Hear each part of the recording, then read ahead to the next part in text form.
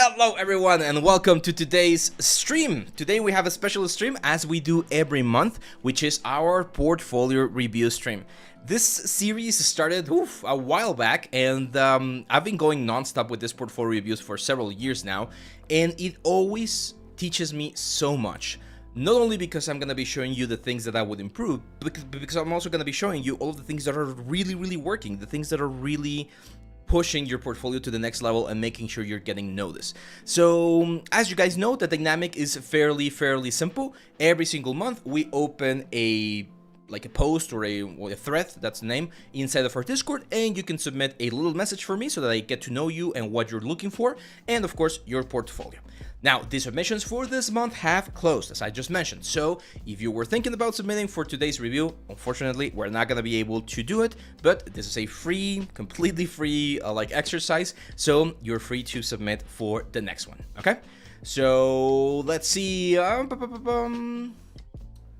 do we slow version? Yeah. Whenever you're working on something, Anthony, you need to be very sure, as you mentioned, not to rush things, but also not to waste or spend too much time on certain elements.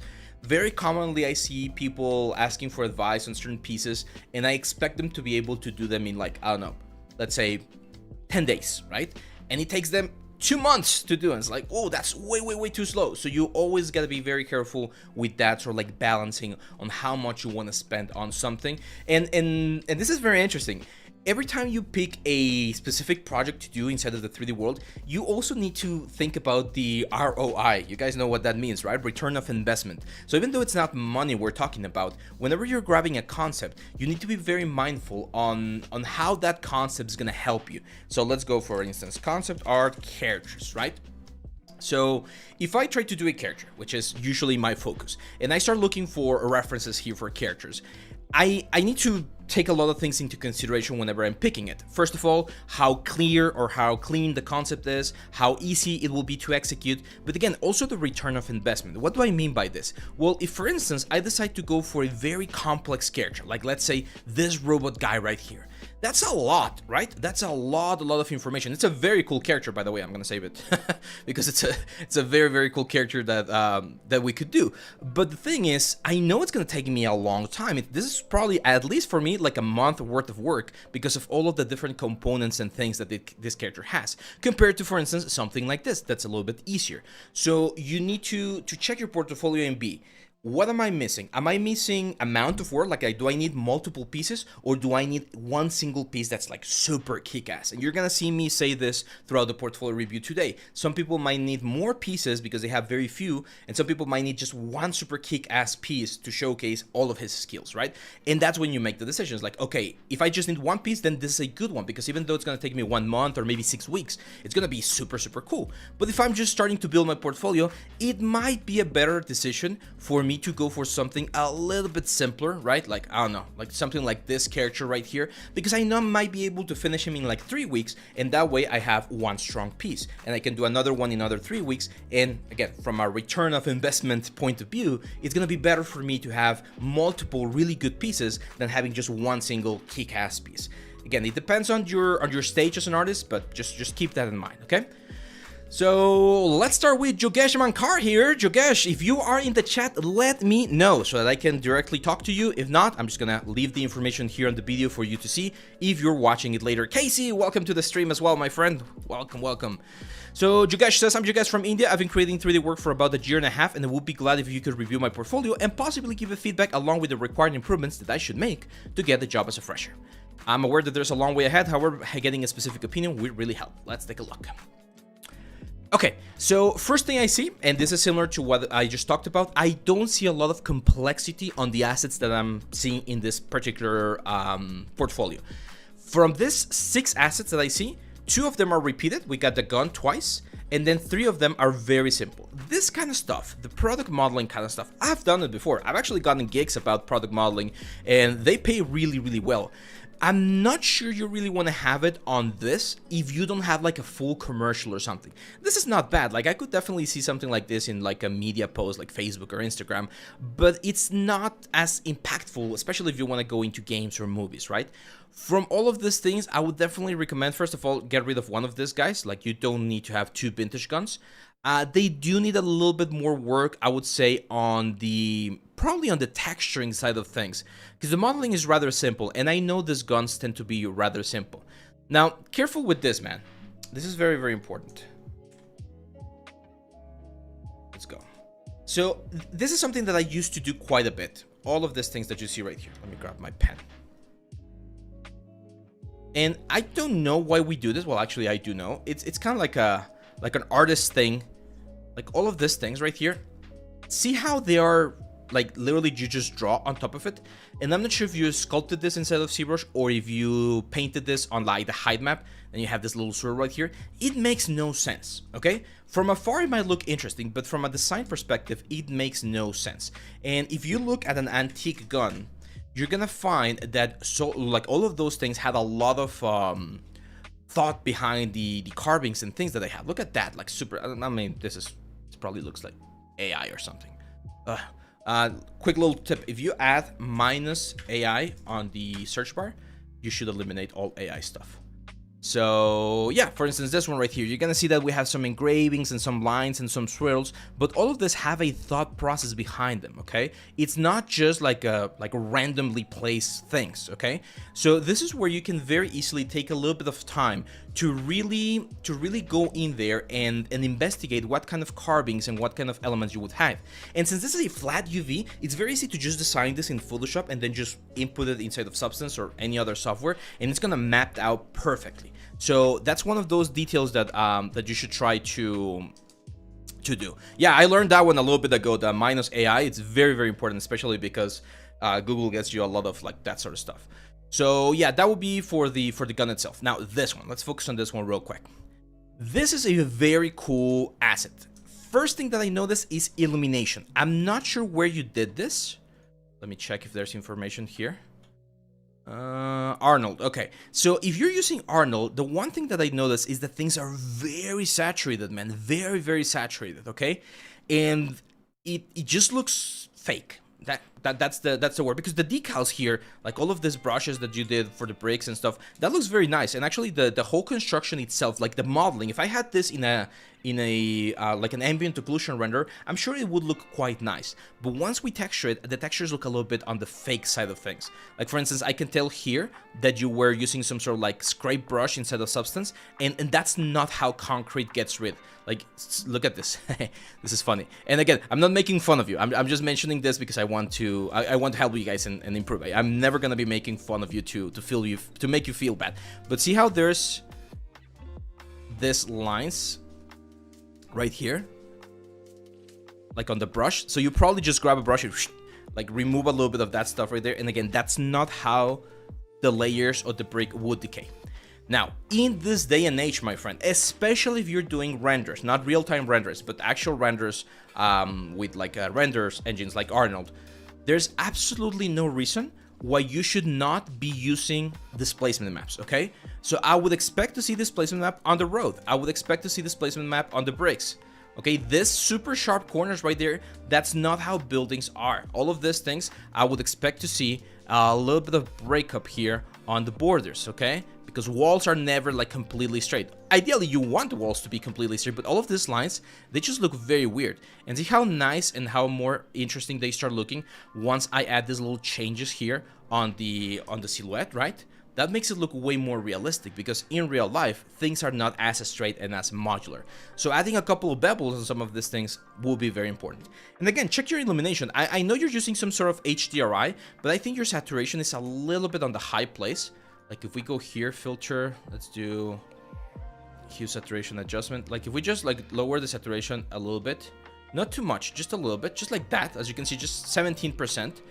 And it just looks a little bit more realistic, because this is usually what we see on the street, right? On the houses. Like nothing is like completely pushing and giving you a lot of detail.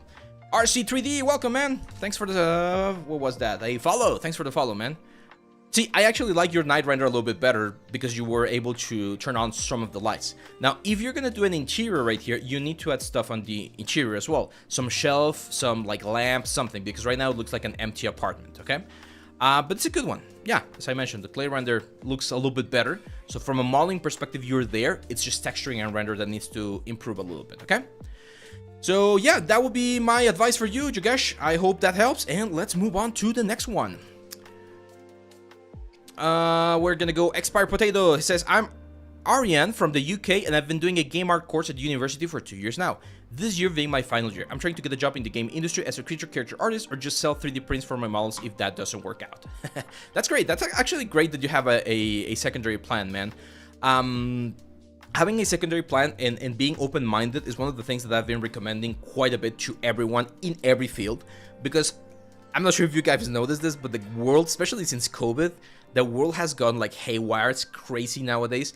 And I've seen medics doing like things like selling like, I don't know, food on the weekends. I've seen lawyers doing repairs on houses. Like, it's just crazy. Like, at this point, whatever job you can get by is awesome. So it's important that you keep your mind open, because there's a lot of things that we can do with 3D that don't necessarily fall in the entertainment industry.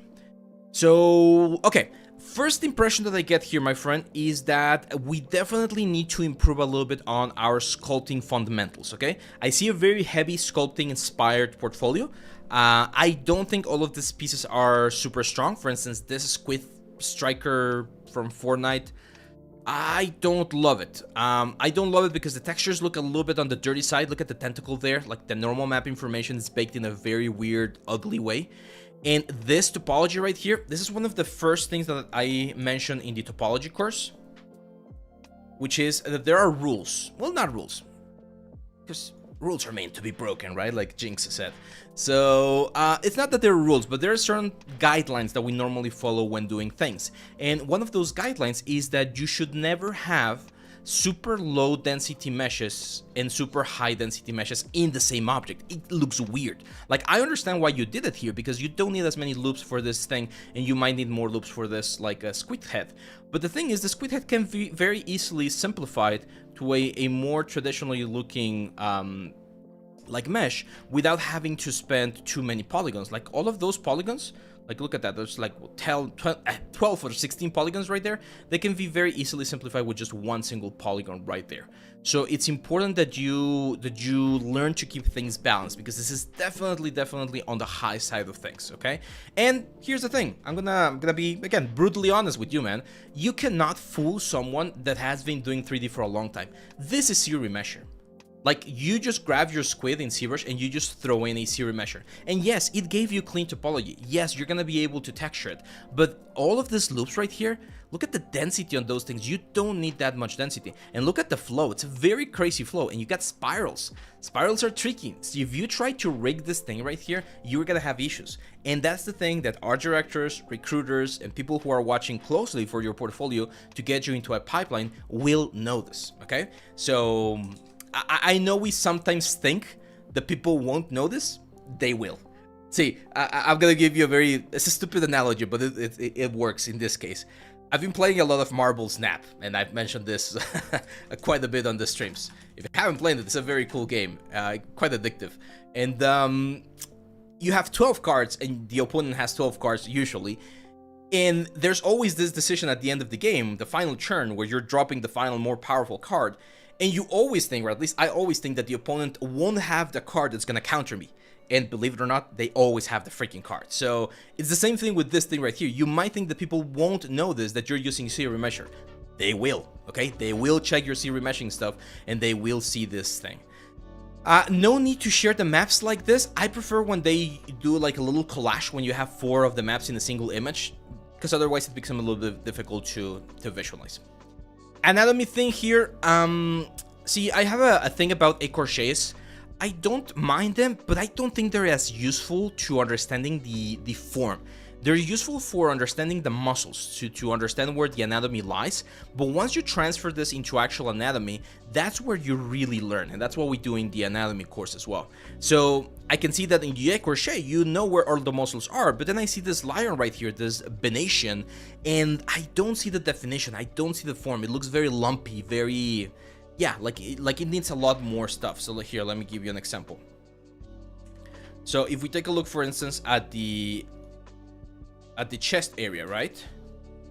So on the chest, we have the chest muscle, which you correctly got right here. And then we have the ribcage border, which is going to be right around this side right here. And at the side of the ribcage border, that's where we're going to have the latissimus dorsi. Okay? And then from this side, that's where we're going to have the serratus anterior right here. And then from the serratus, we're going to have the obliques going into the main like abdomen area. And usually the proportion is going to be like this, and you will have a little bit of a mass from the obliques down here. Your character is very, very thin. And I know we can stylize things, but in this case, I don't think you're stylizing like correctly. Same for the muscles. See how you have this very sort of like smooth border all the way around?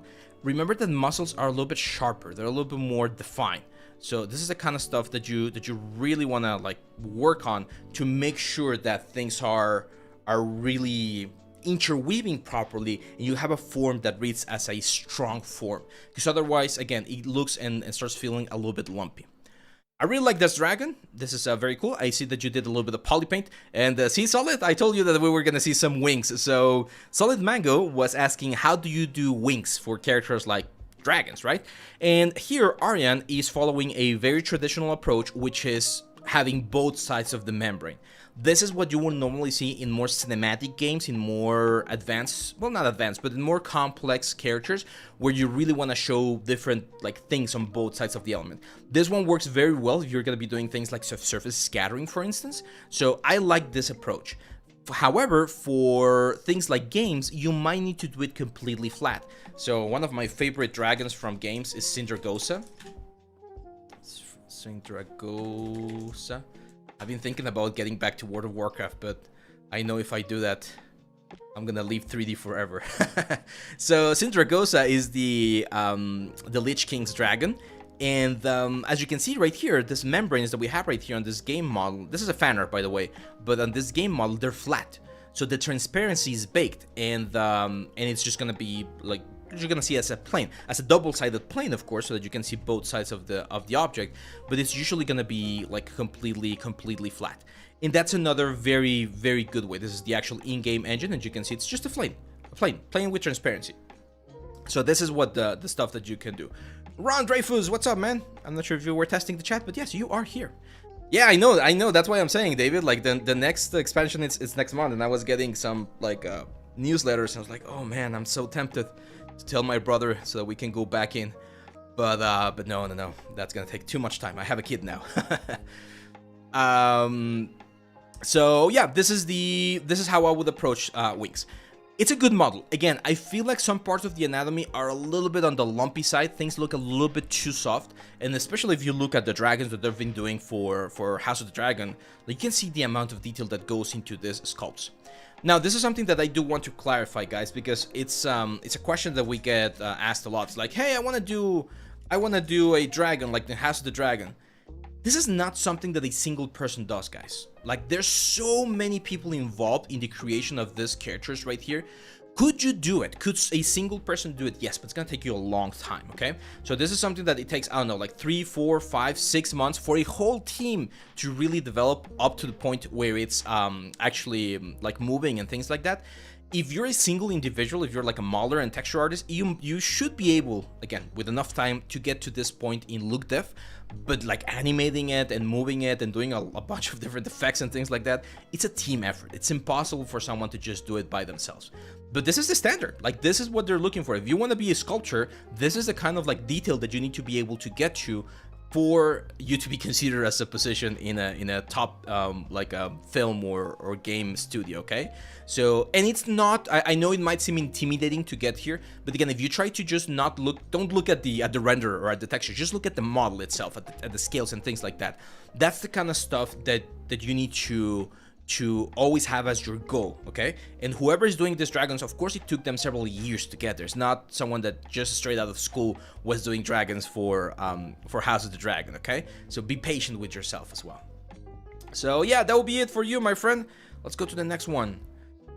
Says, hi, I'm Joe from South Korea, and I've learned 3D since 2022. I currently am working in a small studio. That's nice. They produce some small media contents by using Unreal Engine, and my current role is level design in Unreal Engine and sometimes a small props modeling in Maya. My main goal is 3D journalist, but this is a very long journey, and for that I want to be a 3D modeler. I don't mind character artist or prop artist. I like modeling. In-game industry, which is very hard to get the job, as you always say. It's now in a crisis. Yeah. It's getting a little bit better, but I might explain a little bit later what's going on there as well. So let's take a look. I mean, Joe, one thing that I can say is if you're already working, you're already on the other side, okay? Because there's a lot of people that are still looking for that kind of opportunity. So even if it takes a couple of more months or a couple more years, as long as you can hold the job, continue doing products so that you can get a nice portfolio, like that's already being on the good side of the industry. Okay, I mean, it's a simple telephone booth. Not super complex. I like the detail on the texture. Wireframe looks fine. This one I would probably take out, my friend. Okay, and mainly because here's the thing, guys. I've mentioned this before. Whenever you're doing a fan art, in this case Frostmourne, right, you will always be compared to the original one, unless you can do the same job, like the same quality job, or you can do something better. It might be counterproductive for you to try to do a fan art of a famous weapon, because again, I see this, I remember Frostmourne from the game. This does not look like Frostmourne. It doesn't look bad, like I could definitely see this in the game, but it's just not Frostmourne, right? So it's not gonna be as impactful. However, I see this one right here that I have not seen. It might be a famous sword from a game or something. I haven't seen this one, but it looks very cool. It's like, oh, this is interesting. Now, top tip here, or pro tip, never start your like thing with this right here. Always start with your big shot. So in this case, your big shot is this one right here, or it might be even this one right here. I've done other presentations where I have like multiple views of the sword in the same like screen, and it looks nice, like this, but with rendered. So you might want to try that, man, because this is not a bad sword. It does look a little bit lumpy again, like it, but again, I've seen this sort of stuff in games, so it's not bad. I like that one. I feel like that's a cool one. This little stylized goblin. Let's see. Oh, we have a marmoset viewer here. Perfect. Okay, marmoset viewers are really good, but they can also backfire a little bit because they allow people to really check your stuff. And the thing that I always go for is topology. I want to see how you optimize your topology. Not bad. I feel like no, you're fine. I was gonna say you might be missing some specific animation loops, but no, it's fine. I do feel like you're going a little bit dense in certain areas. Like for instance, this side view right here could be simplified a little bit more. But this is not bad. I like it. And then another map that I like to check is the normal maps. What I look for in this one is that we don't have really intense shading issues. So normal maps that were too far away from certain areas. Yeah, so this is a cool character, man. I like it. I do feel like we could improve the textures a little bit. Everything looks very plasticky, especially the metal. The metal looks like it's made out of rubber. Like everything looks like it's made out of rubber. So you might wanna check that. Do we have? There we go. I was gonna say, do we have more views? So this is like a post view. Yeah, it's not bad, man. It's not bad. Oh, I love this. This is something very easy, guys, that you can do. Like once you have a character, one of the best things you can do is use Mixamo or AccuRig or any of the frees or like any of the free like rigging things to test it out. Check how it moves. Check how it deforms. Check and see if it's working nice. And in this case, it is. So that's good. Oh, you sculpted this in Blender? That's impressive. Cool. Yeah, another cool model. From what I can see, man, I'm just gonna look at a couple more here. Very quickly gonna look at this. From what I can see, you might want to start doing some more complex things. Remember, on the beginning of the stream, I mentioned that some people might need to work on one like super kick-ass asset, and some people might need to work on multiple like cool assets. Well, in your case, I think you're in the level where you should be working on a super kick-ass asset.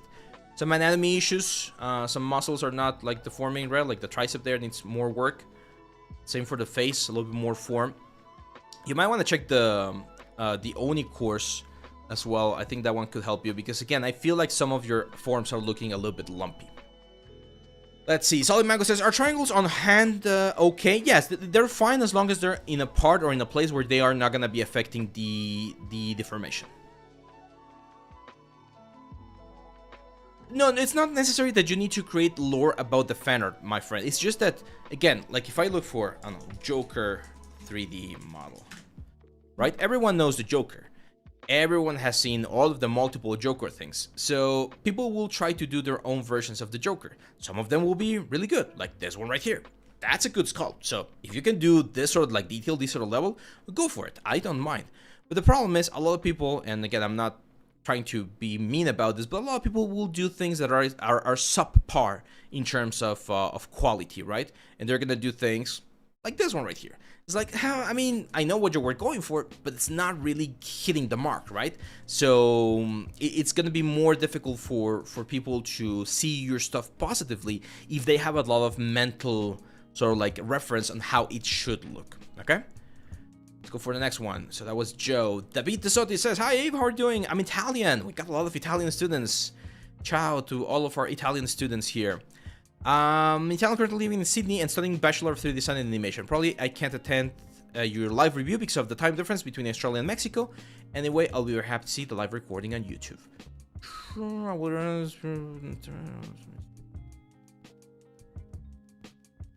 So reading quickly here. Okay, let's do.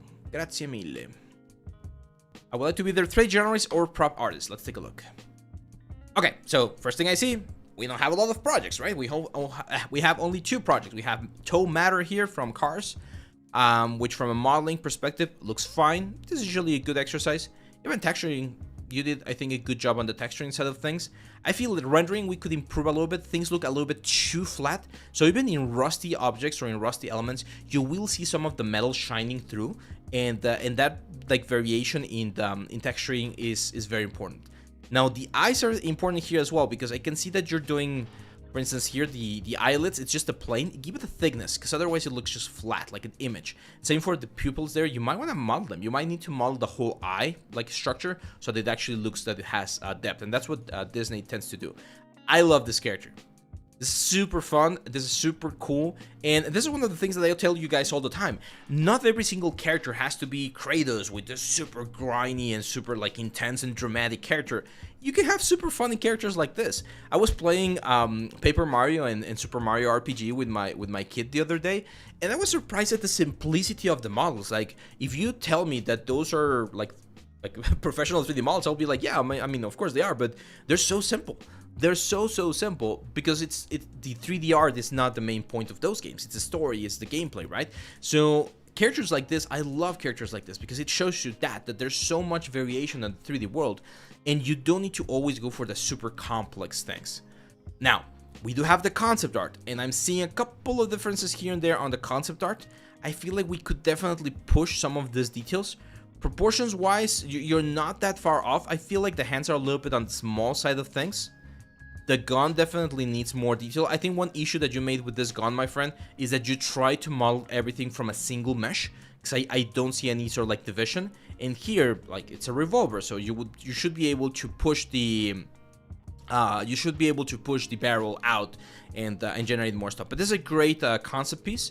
And the other thing is, if you have a lot of like real life reference and you have a cartoon stuff, you might want to get some more, again, real life or cartoon reference as well, because otherwise you're going to be influencing your stuff with this sort of like realistic things. Okay, so it depends whether you want to go like the Rango route, right, and make this cartoon super hyper realistic thing, or if you want to go more cartoon style, right? Nice.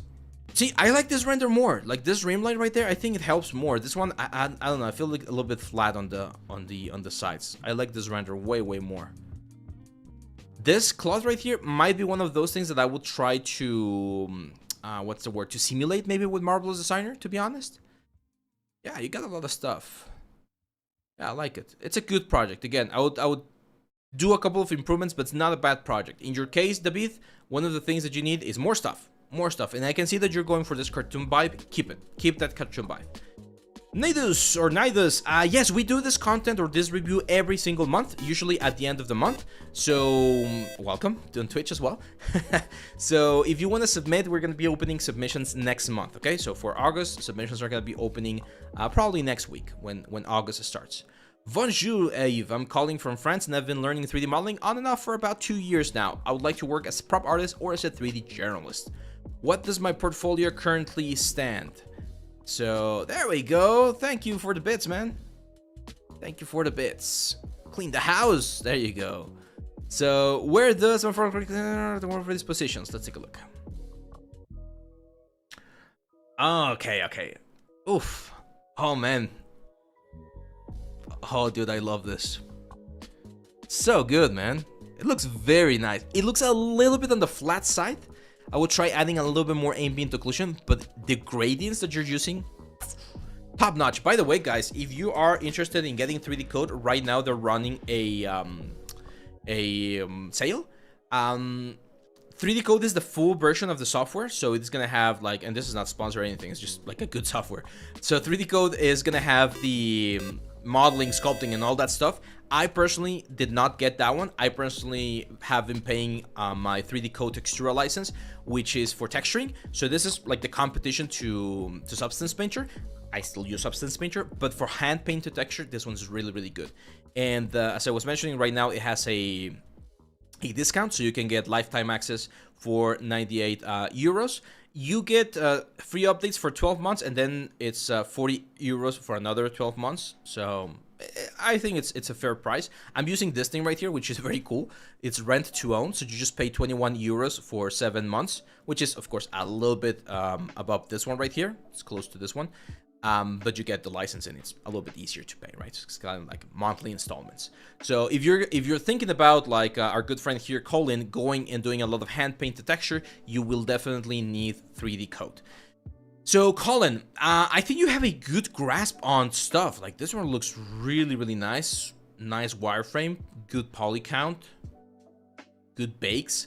My advice is, again, you need, first of all, I would tell you to decide whether you want to go stylized or realistic, because you have a little bit of everything, and that's good for having a good amount of range. But it's also one of those things that you might need to focus a little bit more. If you want to go realistic, you need more realistic stuff. And if you want to go stylized, you need more stylized stuff. Now, here's something that not a lot of people do. When you think about props, a lot of people only think about guns and weapons. That's usually the thought process behind people. Right, B, thanks for the follow, man. So there's so much other things that you can do for props, and one of the best things that you can try to do is do a little scenario like this one right here. Look at this. Oof, this is beautiful. So this is actual things that were used on the game, right? So it's like an altar. This is prop artist. Like, this is not an environment artist. Someone who's doing props will have to do things like this. And as you can see, they're way more complex, not only on the modeling side of things, but also on the painting side of things. So there we go. This example right here, like if you show me this on a portfolio and you want to do, again, props and hand painted stuff, if you show me this, you're hired on my studio, right? Like I cannot talk for Blizzard, but if you show this, it shows that you can not only do the technical side of things, but it also shows that you can like think about how all of this is going to be part of the same little scene, the same little environment. Because when we do things like this, when we think of them as isolated elements, we fail to see how they're going to be part of a final product. So if I tell you, hey, I would love to have this sword, I would actually love to have this sword, by the way. If I could 3D print this, that would be like freaking awesome. But like if I tell you, I want to have this sword, like where is this sword living within a world? Like how is this going to be part of a product? Because I know we hate this, but as the entertainment industry, one of the things that we need to understand is that we're selling something. Games, movies, models, things for cosplay, like there's a bunch of things that we're selling, right? So if I see this to me just looks like a practice, right? Like it's just you wanted to practice this stylized lava rock and you went for it. And it looks good. I do think it's missing a little bit more on the emissive. It looks like honey instead of lava, like it's missing that sort of like hot factor. but it's just a lava rock. Now, what can we do with this? Well, if you do 2 or 3 different versions of this lava rock, and then you do a dragon egg, and then you do like some rock formations, you can mix all of them together and create a little hatchery, right? Like a little scene where it's like a hatchery for dragons, where you like multiply or duplicate some of these elements, and you get something that reads as a final product for whatever it is you're doing. So that part right there is very, very important. Same for this one right here. Like, great practice. I love this. Like, I could definitely see this in World of Warcraft. Like, it looks great. I actually don't have any feedback for this. Maybe if this is supposed to be glass to make it again a little bit more shiny, but I love the softness that you are painting with your gradients here. So if you're doing this, again, how does this fit with the rest of the element? You might need to do 2 or 3 or 4 more. I remember in BioShock Infinite, there were vials, right? Like this one. So it's the same thing I tell, like someone did one of this a long time ago in a portfolio. I don't remember what it was. I think it was a Krauss vial. I was like, hey, okay, you want to do the vials from BioShock Infinite in your own style or with your own twist? Fine, but do all of them. Do all of them and show them to me in a nice little like cabinet with wooden like decorations and things like that, so that it looks again like a final product and not just like an isolated asset. That's the kind of stuff that you want to go for. Lena House says, sorry, really random, but I have a question. Can you move your objects with the move brush in ZBrush after doing UVs? Asking because of yeah, of course, man. Yeah, UVs are kind of like the soul of the object. Like they're not connected, like they're connected to the polygons, but you can move the polygons freely and they will not change the UVs. They will distort the UVs if you do a very like heavy deformation, but they will not destroy it. But other than that, Colin, this is really, really good. I like it. Again, you need more complex stuff and more like complete scenes. Hopefully that helps you. Let's go for the next one. How are we doing, guys? All good so far? All good? YouTube? You've been quiet. Am I being boring or am I being too intense right now? Let me check here real quick. There we go. Okay. So this is Dario, another Italian artist. Ciao, Dario. I wish one day, guys, if I ever go to like Europe or Asia, I'm gonna announce it and maybe I can meet some of you guys. We can go for some beers or something. That'll be fun. So it says, for about a year now, I've been doing a small freelance commissions, but I would like to join a studio. I recently completed the project with Think Tank. Think Tank's a really good school as well. Dario, there you go. I'm happy with the result. However, I always fear that my skills might not be at the right level to enter the industry. Let's take a look. Oh, Dario, you got... okay, like right out of the gate, like you have the skills, man. Like you're ready. Just because of the thumbnails, I can see it. Like you have the skills. And that's the thing, guys. You guys need to understand that the industry is not like a council. It's not that like the Jedi Council that's gonna take a look at your portfolio and say you're not worthy of being a master. Like we grant you access to the council, but you're not granted the title of master, as Mace Windu would say, right? That's not how it works. Okay, the way it works is, do you want to work for a specific studio? Well, you need to have that specific studio like quality bar to be able to work there. But there's a bunch of different studios out there, a bunch of different projects out there that might not require that VAR of element. You need to go all the way to, or you might need to go a little bit lower to a studio that's just starting. And that's another thing that I mentioned. We talked about this last review. When Sony Santa Monica started, the first game that they did was this weird racer, and it looked like shit. It looked really bad. I mean, it looked good at that time, right? But if we compare it to how it looked, how their games look now, it didn't look great, right? But 20 years later, their talent has been growing, their experience has been growing, and now they're able to create amazing games. So that's the bet that you're gonna have to, or that's the decision that you need to make as an artist. If you wanna like go out of school and immediately go work for the big top guys, you need to be a big top guy. If you are okay with working your way up and maybe starting on a small studio and helping that studio grow until that studio is also doing very cool stuff, that's also an amazing like path to take. And we can easily compare this to how it works in sports, right? Like people at university are like literally sweating their ass off trying to get drafted by the NFL or the NBA or whatever, and not all of them do, right? Not all of them. But most of them, or not most of them, but a lot of them might not get to the NBA, but they get to like a very high level, very high tiers, or they start doing things around the sport that they love that might not be that top tier level, but that doesn't mean that they're not great athletes, okay? It's just that like the world's like a pyramid, so it's very difficult for all of us to be at the tip of the pyramid. If you want to go for it, like do and work as much as you can. but understand that sometimes you might need to start a little bit lower and then grow all the way to the high point. Anthony says, how do you manage to educate yourself with so much knowledge about games and movies? Sometimes I think I don't know anything about these art industries. Well, I learned a lot when I was at Noman, right? Like talking to teachers, being around in the industry, but just doing research is great. Like just going online, reading what people are saying. You would be surprised about how many like super talented people are on Reddit, are on Instagram, are on YouTube, and people will share their experiences. And if you learn about that, you will improve.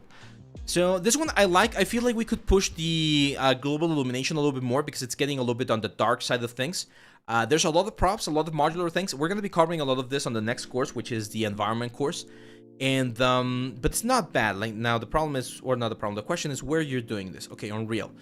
Yeah, so one of the things that you're missing here is you might need to add more decals to certain parts of the elements so that things don't look as repetitive, especially the wood beams. Most of the wood beams look very repetitive and there's a lot of wood on the scene, so it can be a little bit difficult to see. Again, I feel like you can push the lumen influence a little bit more if you're using lumen so that it looks more lit, because it's very dark. The Discord, we're gonna share it in just a second, so just make sure to wait a couple of minutes, and David is gonna share it there on the YouTube channel. Thank you. So Dario, sorry, not Dario Maria Grotta. Cool, let's see. Yeah, I love this one. This one looks very, very nice. Now, what I would do with this one, man, is because you have a lot of assets, and the big question is, did you model all of the assets? I know you were here, right, Dario? Blooders. So, did you model all of these assets, my friend? Or were you using some like kits and stuff like that? You did. Okay, perfect. So if you did, my friend, one of the things that you can do is do a couple of renders of just the assets. Check out my YouTube channel. There's one where I use the little spheres and the colors, and there's like turntables and things like that that you can do of each specific asset, because I love the Zeppelin. It looks very, very nice. I love this like train wagons. Like there's a lot of pieces. Ooh, love your pure ref, by the way. Oh, that's an ambitious concept. If you were my student and you told me you wanted to do this, I would be no way I'm gonna let you do it. But actually, you did like a great job. Of course, the thing that we're missing is the people. Okay, you did add the smoke, perfect. So yeah, that's good. Okay, you added some procedural materials. That's nice. It's really good. Yeah, man, like I feel like you have what it takes. Like you have the good understanding of modeling, you have a good understanding of texturing, even like on Real, like just knowing how to connect materials and set up something like this requires some preparation, and you have it, so that's great. My advice would be to try and send your portfolio to some places. Like you definitely can get hired. Thank you, Clean the House, for the sub, man.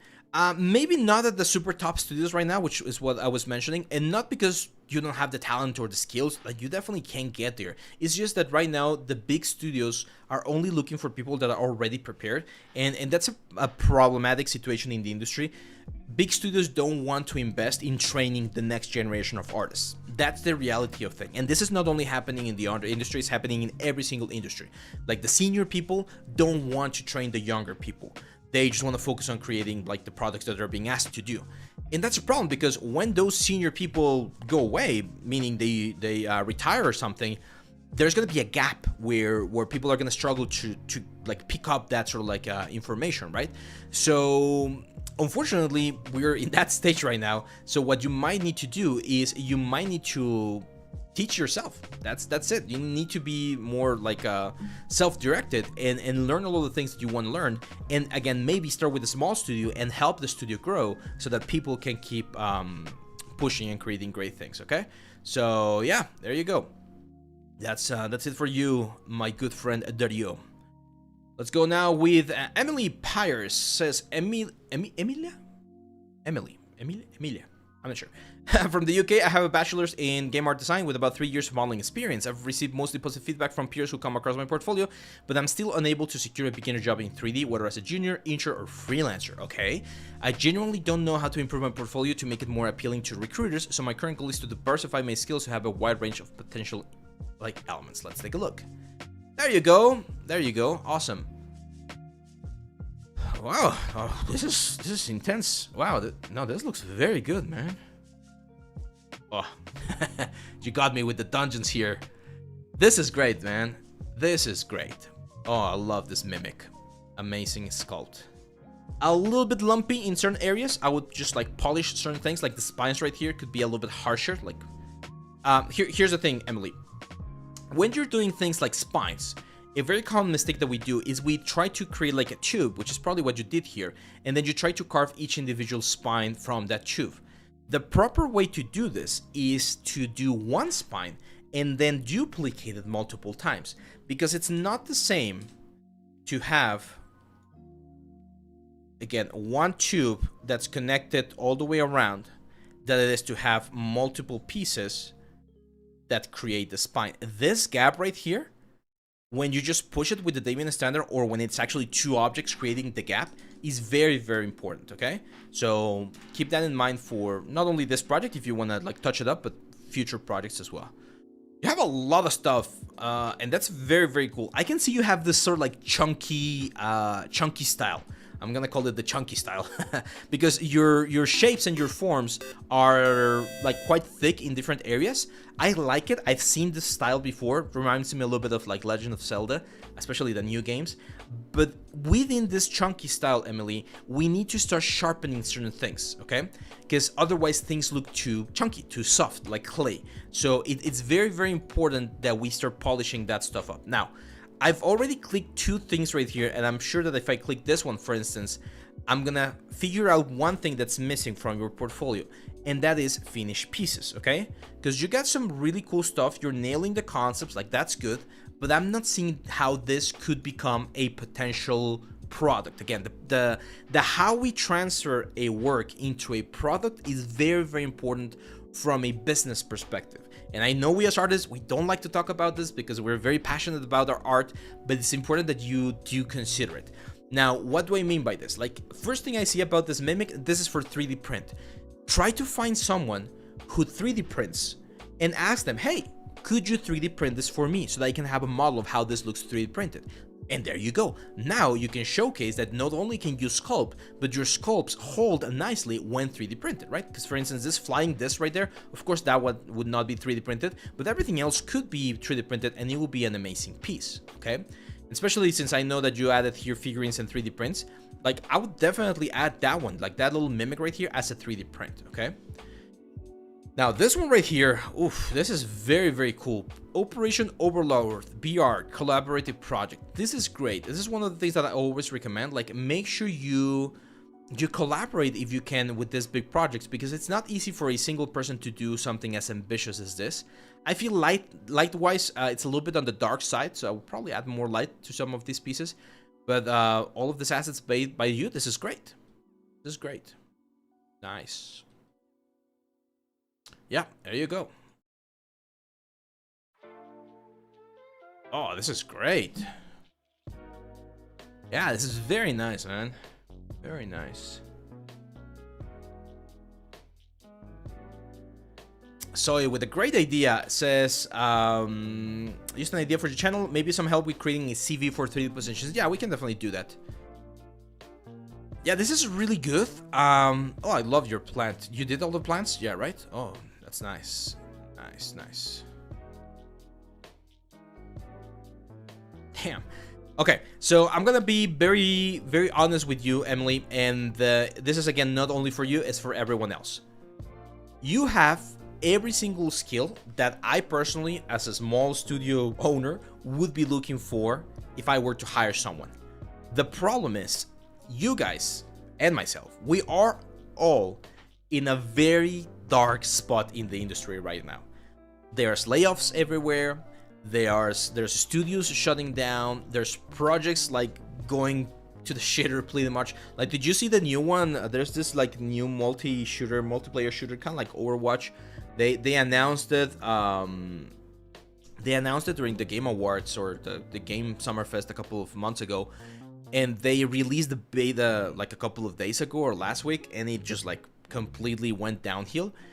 And you can see the amazing art and the amazing thing that no, not Marvel Rivals. It's the other one. What was it? It's another one. It's a sci-fi stuff. Kind of looks like Guardians of the Galaxy. So It's sad. It's sad because there's so much talent and so much money. Concord, yeah, I think it's called Concord. So much talent, so much time, so much things invested into that game, and it just didn't work. So people or big studios are realizing that they can no longer just throw money at a project and hope that it makes the return of investment. Okay, so what's gonna happen? This is my theory or my guess for the next couple of months, maybe a couple of years. Small studios will start focusing on small scope games. So games that you can finish in like 1 year, maybe 2 years with a small team of maybe 10 people, 20 people. And they might be able to pay the artist to do the stuff, even it might not be a high pay. And then once the product sells, you get some like shares or something. So that's something that's probably gonna happen. So Emily, one of the advices that I would tell you is try to find if there's small studios out there that are looking for someone with your skills, because you definitely have a good skill.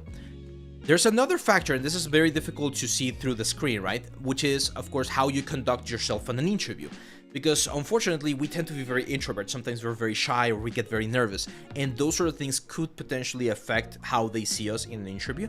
So if that's something you're struggling with, but that's what I call like extra skills, like personal skills, that might be something that you also might need to work on.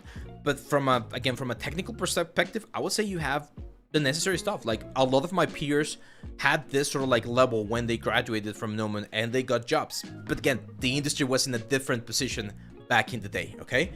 So yeah, now if during that time, Emily, you see that there's a market for your sculpts, right? Like I know there's a lot of people, myself included, with D&D sculpts. I wouldn't mind paying $5 for a model of this like mimic right here. And if there's one like me, there's other 10s like me. You get $50 there. Again, it might not be the huge amount of money at the first glance, but if you think about volume, you could eventually have a good business there selling like prints while you get or wait for that opportunity to get into games. Okay. So yeah, you're actually avoiding AAA studios. Well, I mean, if you don't have anything, I wouldn't like just disqualify them. I would try to see if there's a position there that might help you. Because yeah, I mean, you got some really cool, crazy stuff. Yeah, just careful on your shapes again. Like try to clean up some of your shapes again and show more of the retopologized meshes. That could really help as well. Yeah, exactly. Like this retopologized meshes right here, I see them on the high side of things. So you might, like this can, well, it's not that you might. You definitely need to optimize some of these things a little bit more. Oh, love these thumbnails. You definitely need to optimize things a little bit more because that's what people are going to be checking on the technical side of things. Let's go with the next one. Says Naman, I'm Naman from India. I want to become a prop artist and currently pursuing a course in 3D modeling and VFX, and it's about to end this month. So it's the best time to get a review of my portfolio from an expert. Let's take a look. Let's see. Do you know how can multiple people work on a single project in Unreal in real time? I think there was a way, Samil. It usually doesn't work that way, but there has to be some way. Okay, thumbnail wise, I think the thumbnails look a little bit on the small side of things, man, but you have some cool stuff here. Let's take a look. Flamethrower, nice. We need to see wireframes. It's impossible for me to give you a thorough review if I don't see wireframes, because this could be the densest like mesh I've ever seen, and then it becomes a problem. From a modeling perspective and from a texturing perspective, they look good. I think they are on a little bit on the dark side of things. So you might want to add a little bit more light to your elements, otherwise it looks way too contrasty and it becomes difficult to see. But yeah, man, I mean, the modeling and texturing looks fine. It's just, if they're, I need to know if they're optimized for games or for movies or what, because it's a little bit difficult to see. Careful with the metal edgeware! Metal edgeware everywhere! You don't want to have metal edgeware everywhere, okay? So, yeah. Yeah, but cool stuff, man. Like, it looks realistic. I like it. But again, I really want to see a wireframe. Where do you suggest someone could sell their 3D assets or 3D print models? So I know 3 places that are usually used. One of them is Gumroad. So you can create your own Gumroad. And it's like a visual store. And of course, you're going to have to market yourself and do that stuff. But a lot of people sell 3D stuff here in Gumroad. a lot of furry art, it seems. There's also My Mini Factory. It's another very famous one. So same stuff. You create. This one is especially for people that are into like miniature gaming. So again, D&D, Warhammer, stuff like that. And you can download. You can create your own like account and install your stuff right here. And the final one that I know of is Cults 3D. Cults 3D is another sort of like online front store that again you can sell your models through. This one is a little bit like I've seen more like big 3D things for like filament 3D printer and things like that. So all of those three are good options. Yeah, someone was asking about like a collaboration. So here's what you can do, guys. Go out to our Discord, go to the help room. It's like, hey guys, this is Abe. This is my portfolio. I want to collaborate and make a small level so that we can create a cool portfolio. I'm looking for, let's say, a VFX artist. I'm looking for an animator, and I'm looking for a creature artist. And boom, you assemble a team. You start working on it, and that's it. Sometimes it will work. Sometimes it won't work. It's a matter of trial and error. As people are saying, competitions, contests, all of that stuff can help people like generate connections, meet new people, get your stuff seen. Like all of those things are important.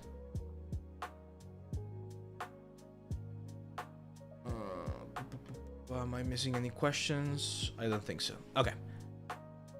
A game jam. The thing is, since our community is only, or it's not only, but it's mainly focused on the on 3D art, we don't have a lot of programmers. I know a lot of people will program, but programming is not our main focus. Doing a game jam might be a little bit difficult, but we might do some sort of like portfolio jam or something like that. Like just one weekend, we're online 24/7 for 2 or 3 days, and let's see what we do. Right? That could be an interesting activity as well. 1 second. Okay. Now we got, so that was Naman. Now we got Days at VT. Says, I started learning 3Ds in January 2023 in an institute, then left it and started learning on my own. I want to be a 3D character artist, but I also want to take my first step in the industry as a 3D modeling and texturing artist. Okay, cool. So I see a little, like, it's a little bit all over the place here in your portfolio, man. You gotta be careful on how you... Remember, this is something that I always tell you guys. You are the first filter for your portfolio, okay? It's important that you really ask yourself the question, should this piece be in my portfolio? And if the answer is no, or if you're like, I'm not sure, don't add it, okay? You need to be really, really, really sure that you want that piece to be in your portfolio. This is an example, the skull sculpting.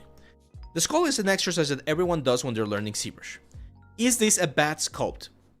It's not horrible, but it's also not super, super great, okay? Mishra, it's important that you see here, for instance, that the teeth are part of the same thing. And again, we mentioned this on a couple of portfolios ago. Whenever a piece is a different piece, model it as a different piece. Otherwise, it just looks like you're playing with Play-Doh or something.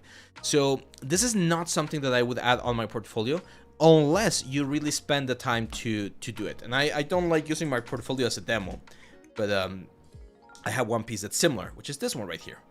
So I did this Cyclops skull. It took me like 2 hours or something, 3 hours. I was just trying vector displacement maps and some things. And the thing with this one is that I did not... Like, looking back at it, I don't think it should be here, to be honest. Like, it's not great. Like, I could definitely do better than what I have right here. But this was 6 years ago, so again, the quality bar was not as high. And I do think it looks nice, okay? So, the first thing you need to know on whether or not a piece of your portfolio is going to be there is if you really, really, really like it, and if it compares to the quality that you're seeing everywhere else, okay? So, it's important to evaluate that. So, from these things right here, I can definitely see that we're missing some of this stuff, okay? Thanks, Nidus. Again, it's not amazing because it doesn't even have proper topology. The textures were done in like super fast. Like, there's things that I could improve, but I like the concept. So I think the concept gives this sort of like shock value to it, right? 7K, hello, little message. Thank you for your videos. As a parenthesis, it's very useful. You're welcome, my friend. Did you see the news about new strike from Yatse? No, I have not. I'm gonna have to check that one out after this. I have a question. What do you think about folders and segregations of your workspace and props and var or characters art add station? That's a great question. I don't do it.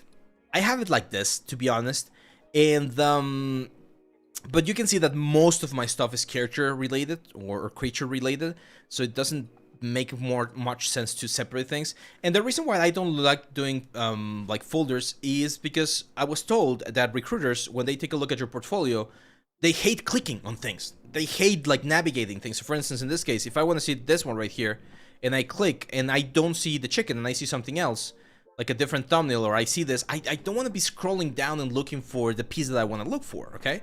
So the easier you make it for people to find your stuff, the better, okay? It's just the better.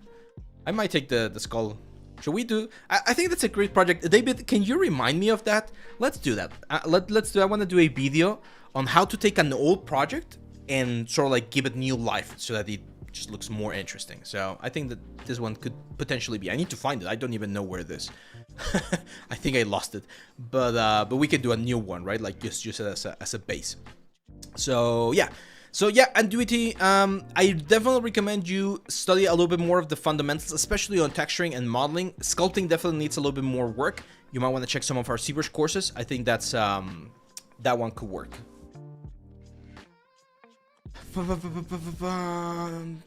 Have you used plasticity? No, I have not used plasticity, to be honest. I've been told about it, but I haven't used it. Gav, let's see. Hi, Ev. I'm Gavi from Croatia. Oh, Croatia. I definitely want to visit Croatia at one point. I recently finished my bachelor's in 3D design. I aspire to be a creature artist and would love to hear your thoughts on my portfolio. I know I need more optimized game-ready characters, so I'm currently working on one. I mean, you only need optimized game-ready characters if you want to go into games. If you don't want to go into games, you can keep doing like realistic stuff. Oh, that's nice. It's a really nice Scarlet Witch. I'm just curious. Did you paint the hair over it, Gabi? Gabi, that's not ideal. See, the model's not bad. Like I could definitely see this on a game. Definitely needs a little bit more work, but again, it's not bad for a like recent graduate, for like a junior character artist, because you got good proportions, good form, good silhouette, so that's good. But hair. You need to do hair. You need to learn how to do hair, Gabi. So it could either be with action, if you want to do realistic stuff, or hair cards. But it's important. Even fiber mesh could work at that point. Lucky, the trickster god. I like this sculpt. Good sculpt. Yeah, not bad. Have you 3D printed this one? Again, this is where collaborations are very important, guys.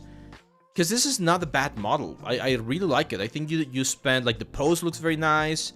The gesture, like, everything is really, really good.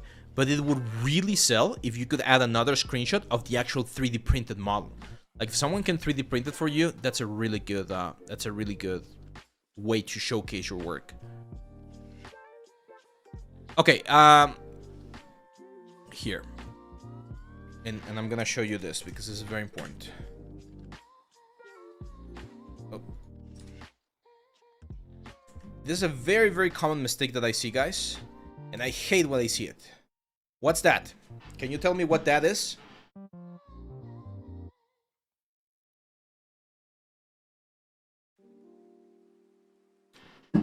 What is that? What problem are we seeing there? Let's see. I love your stream and portfolio reviews. I admire how you give back to the community and your dedication to providing great feedback without bringing others down. Would you happen to have a recommendation for grade school or mentorship study? I mean, I do offer mentorships. If you want to contact me through Discord, I do offer mentorships. And I've been told I'm a good teacher there as well. But schools, I went to Noman. Noman's an excellent school. I've heard Think Tank's also an excellent school. So there's plenty of really, really good tools. No, it's not the Adam's apples. No, it's not two subtools. It's a single subtool. But it's a problem, right? Because it kind of looks like there's a cut right here. And that cut right there, it's the freaking light, guys. The light is very harsh. Okay? And this is something that's so easy to fix, guys. So easy to fix. Here.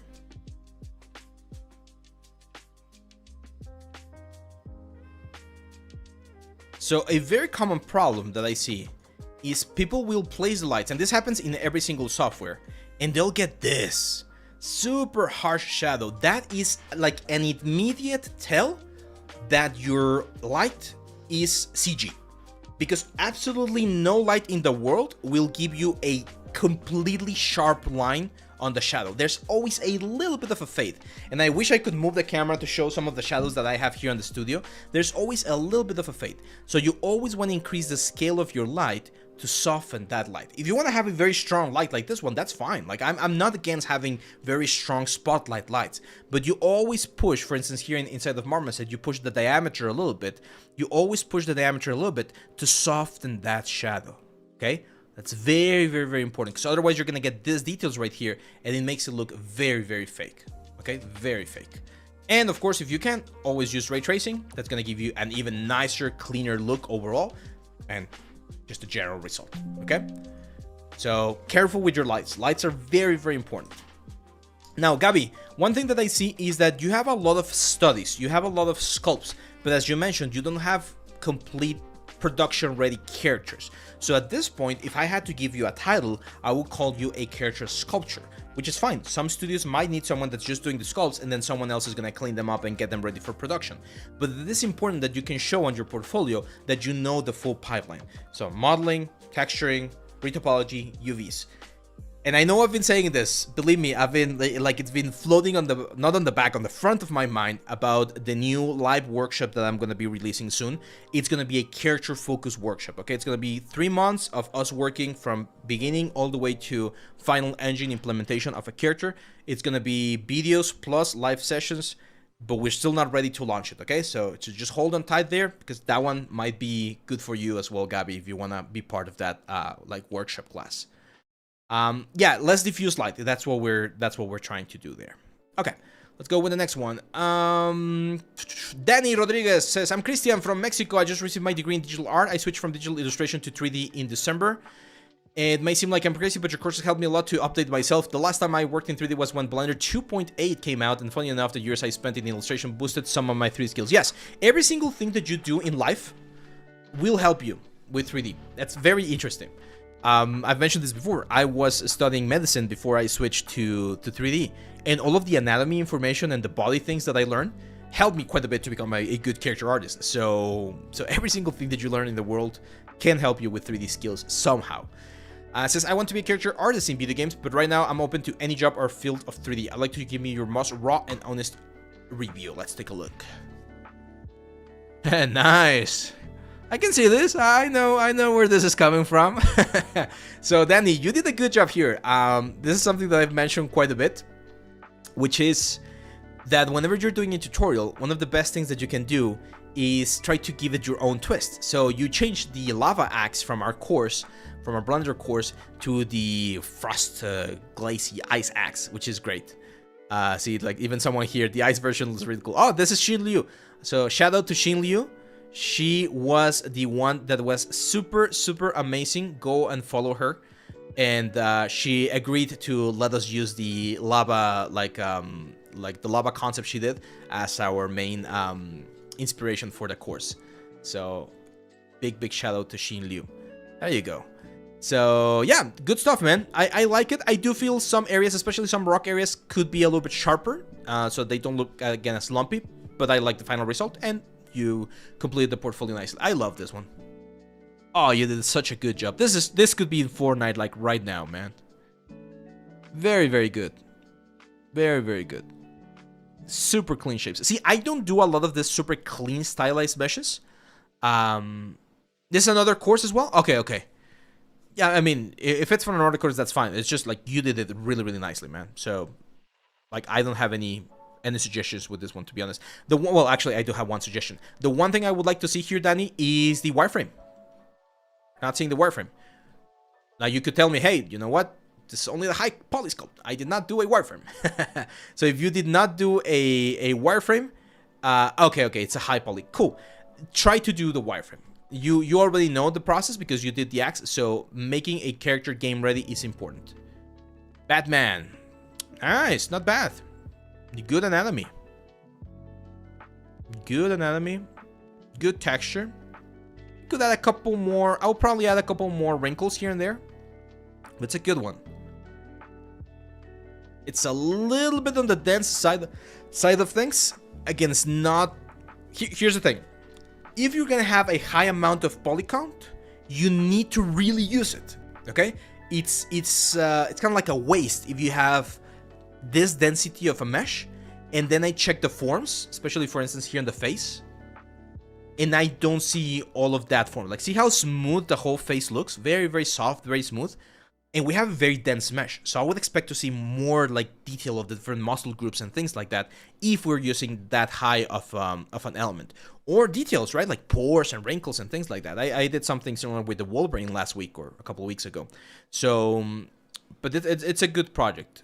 Again, I would like to see a wireframe of the full character as well. That would be quite useful. This one I don't super like. I think there's some uncanny stuff on the face, to be honest, and I'm not sure if it's the eyes or something. Might be the hair. I don't love this one. There's a good job on the... Yeah, it's the hair. See that? Like, it looks very fakeish. Same for the face. Like, I feel like you're in this room of the sort of like the uncanny valley, where, yeah, you have a lot of topology, a lot of elements, but the detail on the skin is not there. It's very soft. I'm not sure if you've seen the video that I have on painting, like, skin, or if you check the Substance Painter course for door. I appreciate and I can see that you're using all of the techniques to get a game-ready character, which is fine. But now for you, Danny, I would say that the next step is, again, to go for one piece that's going to be super kick-ass and really polish the result. Because you already have the technical knowledge. Now we need to develop that artistic, like, perfectionism to get to the next level, okay? Exactly, you need to push on the details, and it has to do a little bit with shaders and a little bit with materials, okay? So again, for instance, I'm not sure if you're using subsurface scattering in this one. I'm not even sure where you're rendering this, Marmoset. Yeah, try using subsurface because it looks a little bit flat, shadows and things like that. So work on that, okay, man? But you got some cool stuff there. Let's go with Tuan on Robert. It says, I'm Robert from Poland, Vietnam. I've been doing 3D for quite a long time, but never got a big step in the industry as a character artist. I'm not sure what my portfolio is missing since most job applications don't give feedback. Let's see. Yeah, that's unfortunate. I mean, I understand why it happens because not a lot of people... Oh, yeah, I saw your stuff, man. I think I saw this one. I actually saw this on, like, the front page or something. Yeah, this is amazing, man. Okay. So here's the thing, Tuan. Like, first look, I don't even need to check the things, and I see that you have, again, the skills, okay? Like, you definitely have the skills from a modeling perspective, shading perspective. Like, this is top-tier work. Like, no questions asked. First thing, I want to see more breakdowns of the stuff, okay? I see a lot of shots of the character, that's fine, but I want to see, yeah, this kind of stuff. Okay, so it's here. You might not need as many of these guys, to be honest. You have plenty, so you can cut a couple of them away. This is great. Yeah, this is amazing, man. That's the concept. Okay, I think this concept kind of looks AI, to be honest, but hey, we're gonna be going through this. Yeah, this is badass. Like, I could... There was Stellar Blade, right? It gives me a lot of Stellar Blade sort of vibes. So this is really, really good. Now, here's the thing, Tuan, Robert. I'm not sure how big the industry is where you are in Vietnam. It gives me the impression, based on what I've heard from some of my peers, that it might not be such a big industry. I know there are some outsourced studios over there, but I'm not sure how big the industry is. If the industry, and this is not only for Robert, it's for everyone, if the industry is not big where you are in your city, you have two options. You either start your own stuff, you start offering your services, you start your own little studio, you do something, your own game, something, or you're gonna have to move, okay? You're gonna have to sacrifice that and be like, yeah, I'm gonna move somewhere else, to another country, to another city, where the industry is bigger, so that I get another chance. Because it's very difficult, especially with this level that you have right here, it's very difficult that they're gonna hire you as a freelance remote worker. Like, people will want to have you on the studio so that not only can you create stuff, but you can also help other people create very, very cool stuff. Because I can definitely see that you have a good, like a really good understanding of the whole process, man.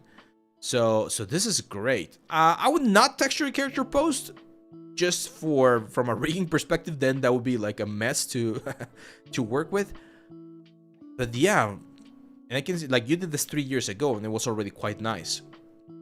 So again, I would need to check, and this is the kind of stuff that's difficult for me to read from a portfolio perspective, But it happens. Sometimes you're gonna have someone that's really, really good. And I'm not saying this is your case, Robert.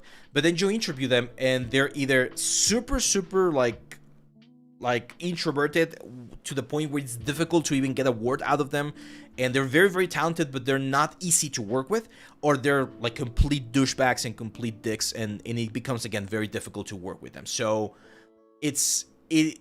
like you have the talent, man. like I can definitely tell you have all of the necessary skills that I would be looking for if I was hiring a even like a lead 3D character artist, to be honest. Why are there no opportunities for you? I'm not sure. And unfortunately, that's also something that I have no control over. I wish I could give everyone who deserves a job, but it's one of those things that some people get a different like hand of cards in their life, right? Reach out. Maybe create a male character would be my suggestion for your portfolio. But again, I think you have a really strong portfolio to already get a job. So there has to be something out there. And again, this might be one of my advices, because you might have this feeling inside yourself where you're like, hey, I can already produce like super high quality AAA assets. And like Sony Santa Monica do not want to hire me. Naughty Dog, they do not want to hire me. Like no big studio wants to hire me. Okay, tough luck. Go for a small studio. Go for a small studio that might not need this level yet, just so that you get experience. Because yes, even though portfolio is very important, sometimes experience is also important. So if I see that you have really, really cool stuff, but I see that you've never worked on a studio before, I start asking questions like, why is that? Like, why with this talent have you not gotten any work? Is it because you feel like you deserve a really, really big work or big position to begin with? It's just complicated, okay? So, but yeah, man, like this is cool. I might just take this one out, to be honest, this anime characters, just because it doesn't feel like it fits the rest of the vibe that you have going on here. But you got cool stuff, man. You got cool stuff. Yeah, Earth, I understand, but again, here's the deal. Life is so chaotic. I've seen people with amazing portfolios who are struggling to get a job. I've seen people with the most shitty portfolio get a job at the top tier industry. It's like, why? Why is that the way it is? And I heard someone, and I'm gonna go full screen right now because I think this is an important message. The life being so chaotic is both something that's fair and unfair at the same time, right? So you have two options. Whenever you feel like you're not getting the result that you want, you are applying to a job and you're not getting it, you have two options.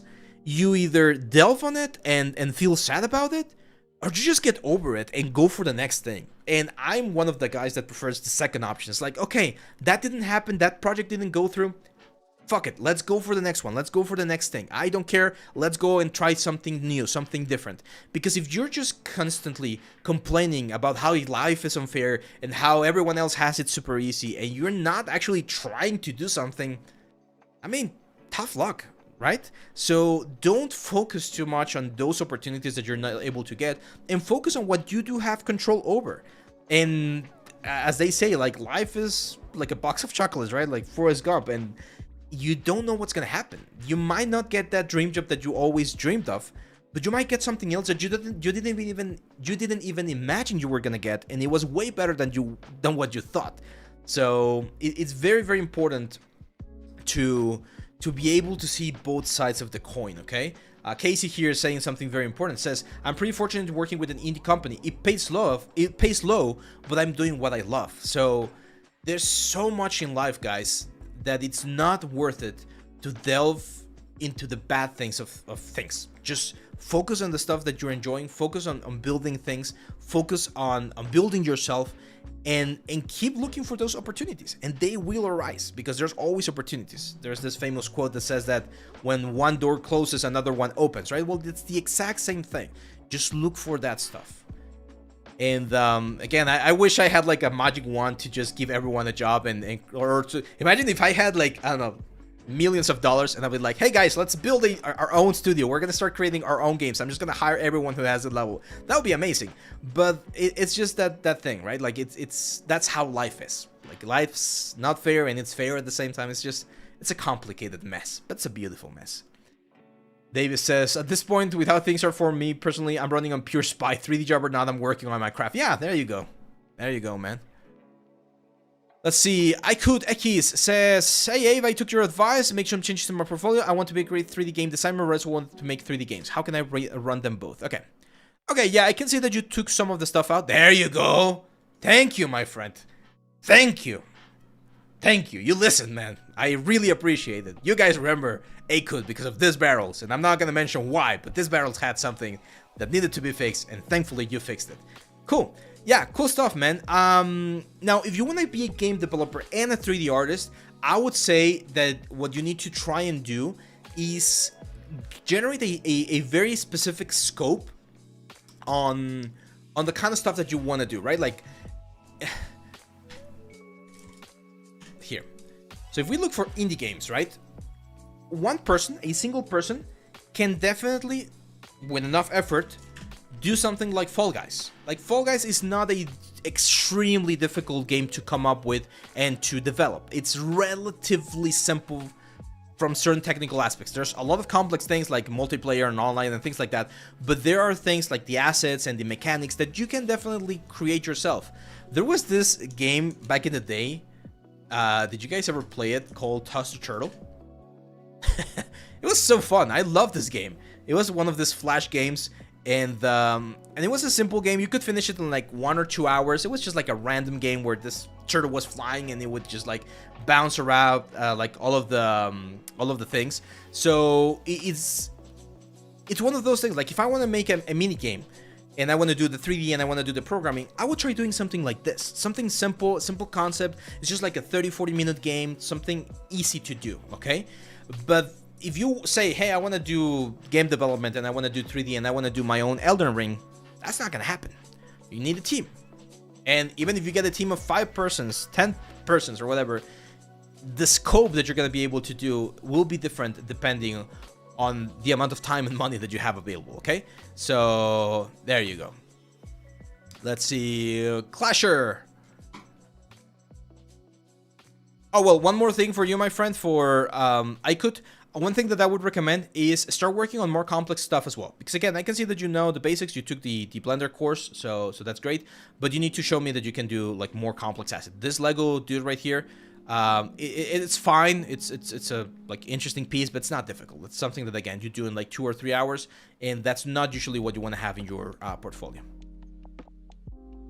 What do you think about Maya 3D? I love it, man. I use it all the time.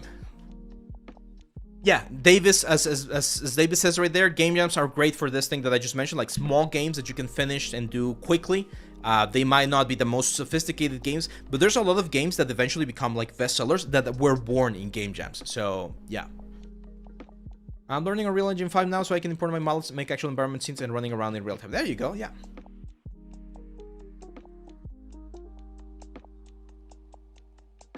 Alright, Ron Dreyfus says, anyone heard of Garden of Banban? Small studio in Europe made this very simple 3D game. Let's look that up. Garden Banban. Oh my god, what is this? Yeah, I mean, yeah. If this works and if people like this stuff, it happened back when I was a teenager. You might remember Slenderman. The Slenderman game. Like, you could program the Slenderman game in like 1 week or 2. You could do like everything about the Slenderman game in like 1 week or 2. And it was a huge thing. So huge that it even got a freaking movie, right? So, but again, it's the scope. Like, you're not, like, the idea is that you always try to look for something that is achievable. That's the secret. Achievable, okay? Among Us, there you go. Can we have to review at some point for Master Drive? There you go, Maria. Yeah, as soon as you have your stuff ready, you can submit for next month. Okay, let's go to the next one, because otherwise we're never gonna finish this. Suman Mondal, and we have a message. Hope you're doing well. I'm Suman from India. I just completed my graduation in multimedia, animation, and graphics, and mainly a 3D artist. Focused on game props, modeling, and product visualization recently, trying to enhance my skill in this kind of situation. Okay, let's take a look. So first thing I see is that we have a lot of props, and props are not bad, but we gotta be careful. Again, we've mentioned this before. whenever you do a prop, you gotta make sure that you show the prop within the context of where that prop is gonna be. Like, I can easily see 3 things right here, my friend, that you can incorporate into a single scene and make it look way more interesting. So this oil lamp, this pistol, and this fan, all of them together in a desk with some photographs, some books, maybe like a typewriter or something, and now we have a full scene, like an actual scene, and not just props, okay? Careful with all of these details right here. This is not necessary at all. Also those rocks, the metal edge of those rocks, it's too much. But yeah, like I understand what you were going for right here. I feel it looks a little bit on the cheesy side of things. I'm always against, and I used to do this a lot until my teachers told me like that's not necessary. So like here in the thumbnail, you added some like sparks, like those sparks right there. Again, not necessary. Add a little bit more light to your objects, and we need more complex scenes, man. You have the skills, you have the knowledge, you know how to make all of these assets. That's cool, but this doesn't tell me anything. Like, I've seen 100 different portfolios exactly like this, and what you want is, you don't want that. You want to see a portfolio and be like, oh, this is special. There's something here that's different than anyone else, okay? So what's that? Maybe a scene, a complex thing, something that tells me that you're not just a modeler and a texture artist.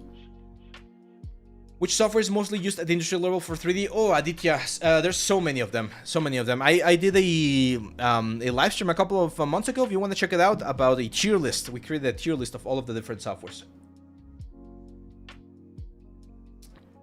We got 2 chapters ready, Krishna. It's gonna be a complex course, that one, to be honest.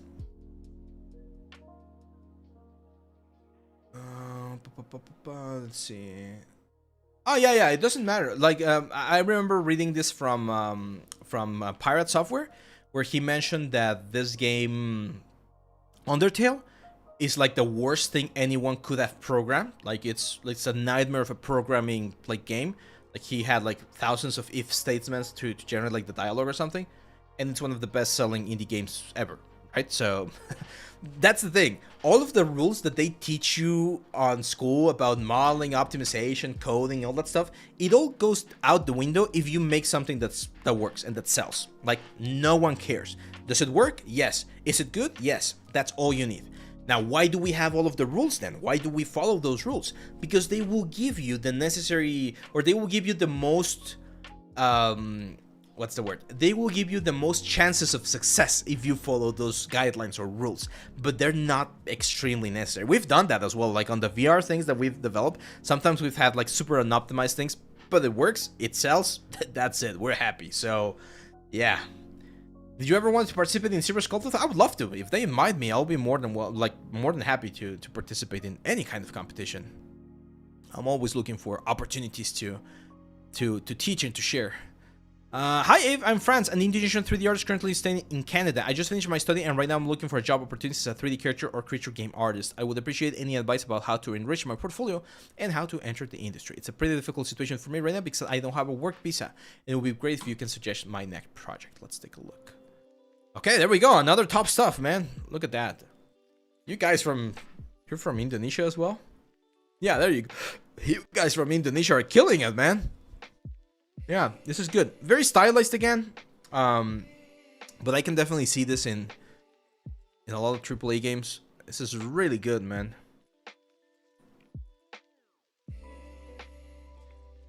Oof, this is nice. It's a little bit on the heavy side, of course. Like six UV sets is quite high. It's required for something like this because it's very complex, but the topology is pristine. A couple of things there that I might just like handle differently, but it's just nitpicking at this point. Amazing hair right there. Yeah, man, this is freaking good, man. What's this? See, I like the composition of this one, but I'm not sure. Because if you did the snake, I would like to maybe see the snake as an actual asset, like the wireframe and everything. This one just looks like a concept piece, which again is fine, but looks weird. This one looks very cool, man. Demon Hunter. Nice. See, interestingly, this, I mean, it's very complex and it has a lot of pieces as well. But I feel like your other one, the sci-fi one, worked a little bit better. The hair is beautiful though. I think it's because it's a little bit dark. The scene is a little bit dark and difficult to see. There's a lot of detail here. Maybe is it the anatomy? No, but the anatomy is fine. Yeah, I think it's the lighting. I think it's a little bit on the dark side.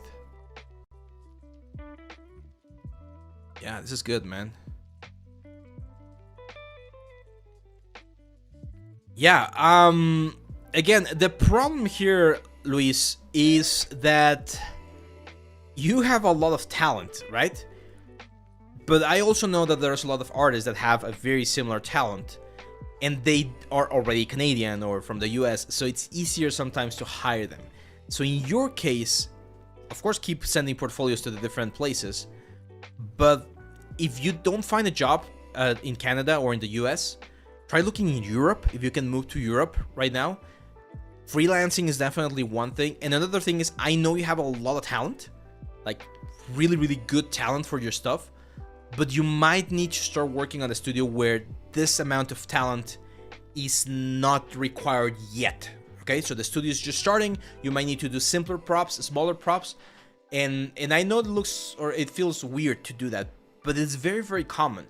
And that's actually what most schools want. They want to over prepare you so that when you get in the studio as an intern or as a junior or whatever, you might be doing super simple stuff that you're like, oh, I could be doing so much more. But sometimes you need to go through that sort of like rite of passage before you get to show all of the stuff that you can do. Okay, but yeah, this is really good, man. This is really, really good. Which hair is better, the action or the sculpted one? It depends. There's multiple things. Yeah, for games, haircuts are the most efficient ones. But now some games are using action. So, well, not action, but like actual fibers. So you can do both. Thiago from Brazil, I would like to be a 3D character artist, and I've been learning about this area since December 2022. To me, it's difficult to bring more details or realism to my characters, and because of that, I normally drop these projects unfinished. So I would like some tips about how to create a better character and avoid giving up on my projects. Let's take a look. Okay, yeah, we definitely need to improve on the sculpting side of things, my friend. As you say, is the details that we're missing. So there's a lot of forms here on the face, for instance, that we're missing. The render, of course, is just a viewport render. You should never use viewport renders, to be honest. Like, it's so easy to do a render inside of Blender or inside of Marmoset, instead of other elements. So we need to see full characters. I'm not gonna show this because I don't want to be banned, but we definitely need to work a little bit more on the characters themselves. Okay. I might suggest, Thiago, the new anatomy course that I released. That one I think could definitely help you out to understand more of the forms in the sculpting section. And then for texturing, you definitely need to learn about retopology and things like that. And then, of course, substance painter. France, you're welcome, man. I was advised to elevate the character or prop is to showcase how they will look like in a... Yeah, exactly. Yeah, exactly. And that's what I've been mentioning, that one 3D artist, that it's very important that we think about our projects. Every project, this is what I told here, our good friend Supam, that if I just see a shield, it doesn't tell me anything. Like, I've done a shield. You guys remember I did a 3D shield. Let's see, where is it? So I did a shield. There you go. And there's this tutorial for this shield in case you guys want to see it. There's the modeling and the texturing and everything, like a crash course on prop creation. But I don't have anywhere to show this shield, so I'm not gonna have it on my portfolio, right? Because it's just a shield. Like, I know, and hopefully when people see my portfolio, they should know that if they ask me to do a shield, I can do it. So I don't need to have just a shield on my portfolio. But if our good friend here, Suvan, had like multiple shields, like a little like Smith gallery or something, like the blacksmith's workshop, and there's the anvil, the forge, tools, and everything. Well, now it looks like a product, like it's part of a whole world, and that's where you really see how this could be implemented in a game, not just as a single asset like this. Okay, so that's how you do it. No, I don't know what kind of hair they use on that particular one, Kai. I'm gonna have to do more research. So Thiago, yeah, Thiago, I can see. And here's the thing, Thiago, I'm gonna be completely honest with you. You mentioned that you want to be a character artist, right? Well, Francisco over here also wants to be a character artist. This is your competition. That's what you're going against. On a global scale, this is your competition and this is what you need to match, okay? And I'm not saying this to get you demotivated, because I know right now it might seem like, oh my god, I'm so far away. Don't worry, there's enough, there will be enough opportunities for everyone, and everyone's gonna have their own path. It's not about that. But this is the quality bar that people are looking for whenever they're hiring a character artist. If you're not here yet, ask yourself the question, what do I need to learn? Do I need more texturing skills? Do I need more modeling skills? Because this is what people are expecting from a character artist, okay? So whenever I see someone's artwork, like Luis right here, that's very inspiring, I used to feel very sort of like demotivated. It's like, oh, I'm never gonna get there, when I saw like Rafael Grassetti's stuff. And now it's not about that. I prefer to see things and be like, damn, this is great.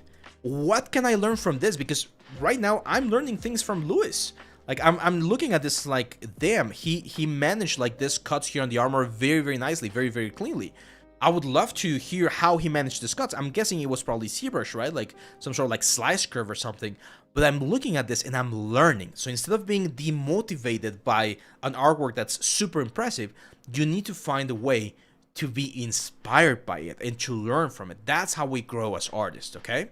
So that would be my advice for you, Thiago. Like, look for the skills that you know you need to improve on and set yourself goals, achievable goals that you can do to work and get there. It's not something that you're going to be able to do in like 1 month or 2 months. It's going to take you longer, but you will get there, okay?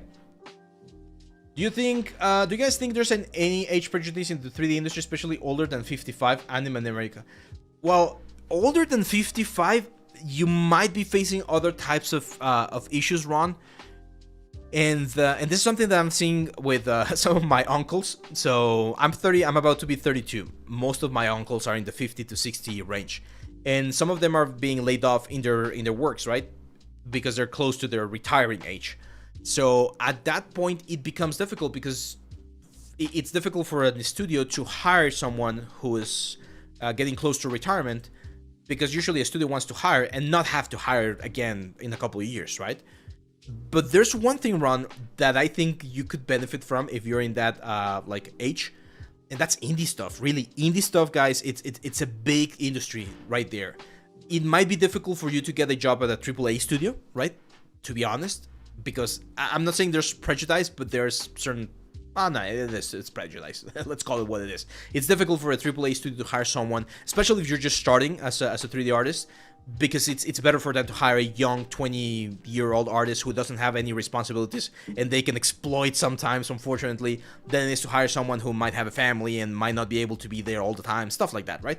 So, but on the indie stuff, there's a bunch of very, very enthusiastic people that are willing to create a lot of things, and you might have a shot over there, or even creating your own stuff, as I always say. Oh, I love that quote, 1-3D artist. I love that quote. It's not that you are a poor artist compared to others. You're just in the beginning of your art journey. Someone who has great work is just more advanced in their art journey. And they were ones where you stood. Don't bring yourself down. Learn how to build yourself up. That is beautiful. I'm just 31. What? do I look older? Yeah, I'm about to be 32. I'm the 31 right now. Yeah, and here's the thing, guys. Let's go full screen because this is important. It's a little bit of a motivational speak. You guys need to understand that, as the 1-3D artist says right here, everyone has their own journey. Everyone's gonna like go through their own process. And not everyone will have the same tools or the same access.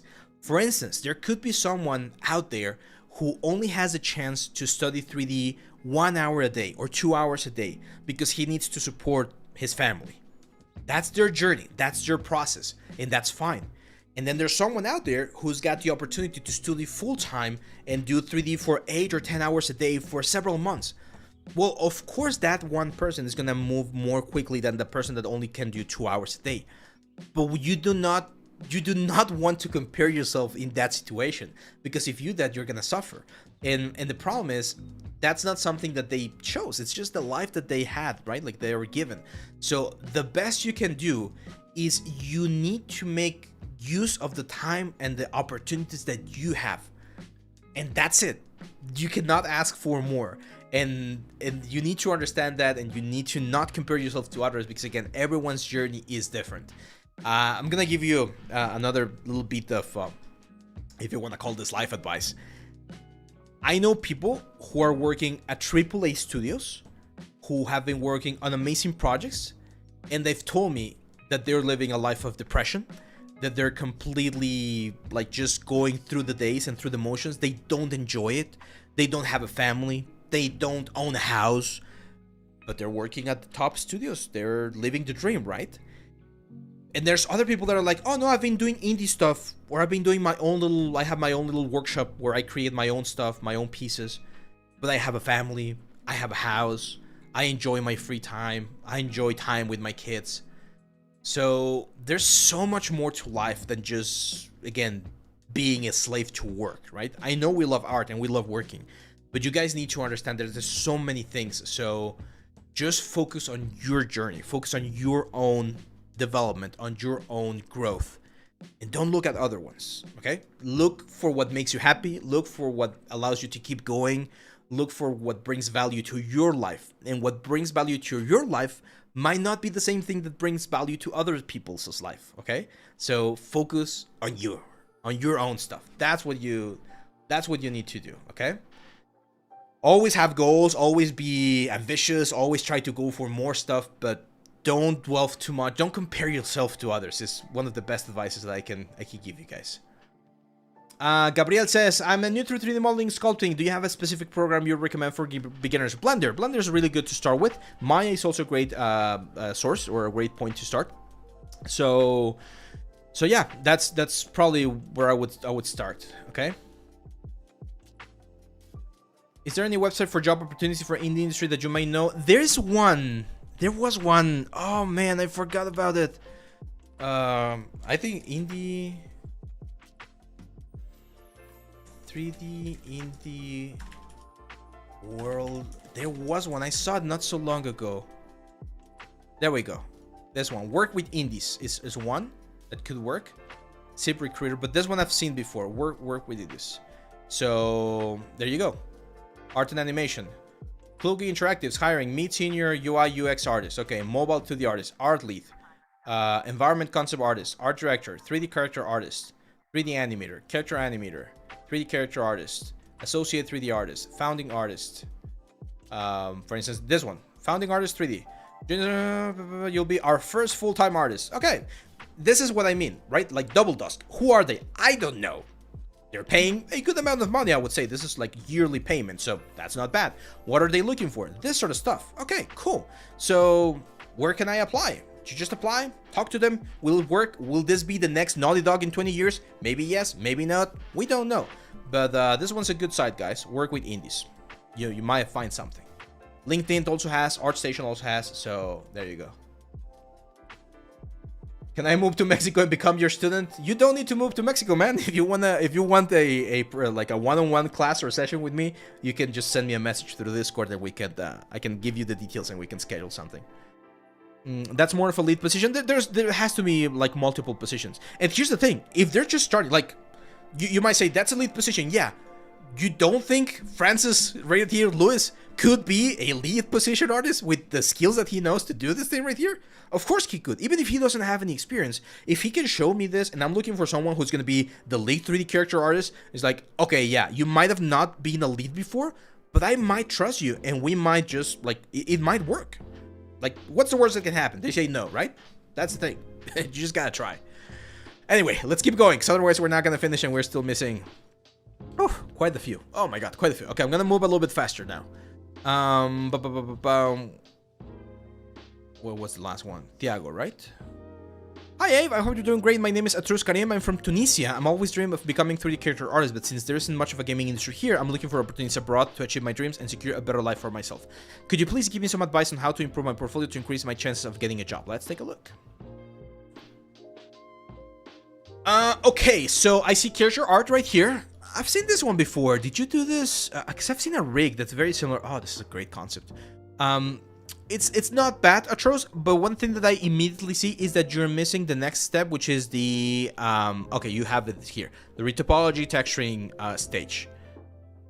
We definitely need to improve on the textures, man. I think your textures are falling a little bit flat, and I don't love this too, guys, right here. I do like this one right here, but again, I feel like from a textures perspective, we're missing a little bit of the cool stuff. Yeah, like if this is the concept, look how much more complex the colors and the elements are when compared to this thing that looks very, very flat, right? So you might want to check the substance scores. I think that one could help you, especially with this like more realistic characters. And for this other characters, go through the full pipeline. Do the retopo, do the UVs, do bakes, everything, so that you can showcase again more range there.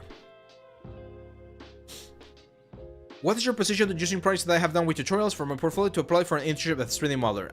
There you go, man. I've mentioned this before. Here, it's gonna like repeat it. When you do a tutorial, this is the kind of stuff that you want to do. I haven't seen this one, by the way. Sony, awesome job, man. Look at this. So this right here is the result of the tutorial from this course right here, from the Blender 3D AAA weapon for games. If you follow this tutorial and you do the exact axe that I did, chances are that it's not gonna look exactly like mine. It might look better, it might look worse. But if you don't want to risk it, one of the things that you can do is just apply those things to a different kind of weapon. Look at this. So this guy right here mixed the tutorial with the Blades of Chaos from God of War and did something that looks very nice. This is a very, very cool prop, and you can definitely apply to an internship or include it in your portfolio because you made something unique, something that's different, okay? Compared to all of the other axes that I've seen, which again, it's not bad to follow a tutorial. I do that all the time when I'm learning something new as well.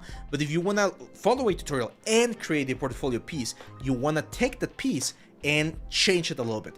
David, please send me just a link with the name of this guy right here, because I definitely want to do a short about it, and this one is excellent. This one is excellent for that example right there.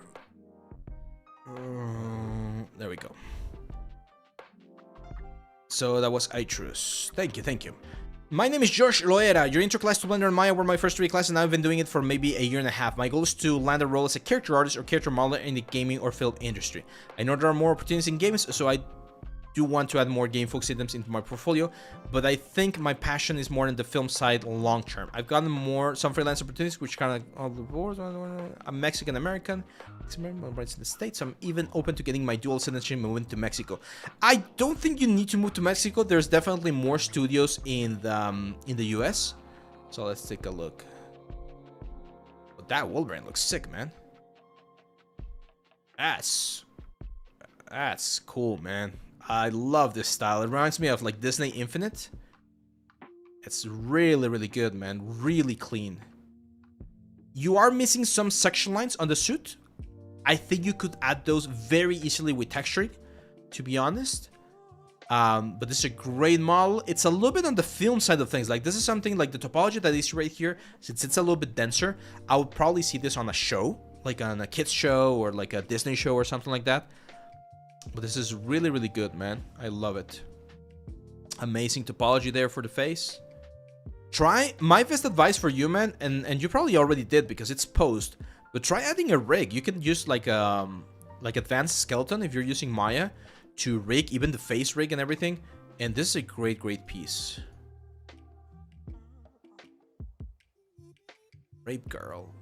Yeah, quite nice.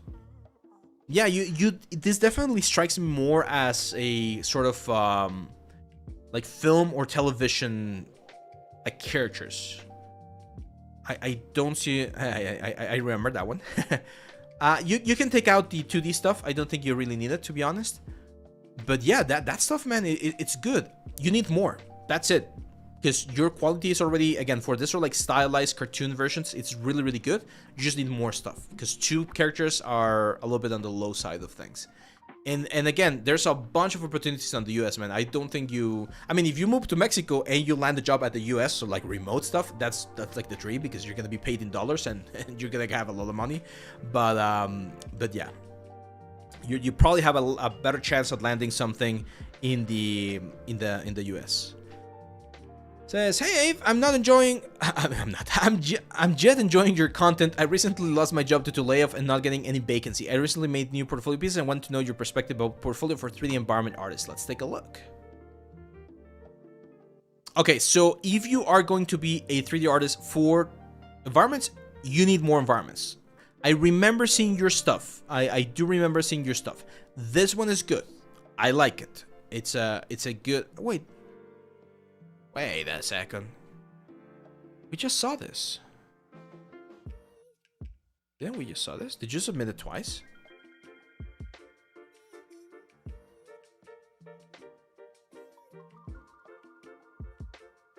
Yeah, that's what I'm saying, right? I remember seeing this. Or was this...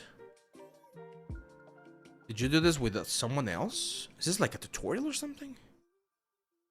It's a deja vu, right? I'm not going crazy, right? I remember seeing it.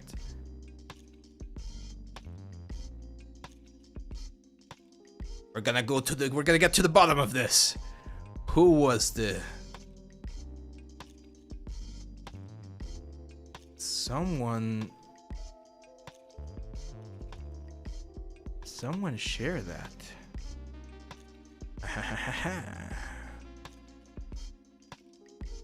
It's a mystery we're gonna solve. There we go. Dario, what's going on here?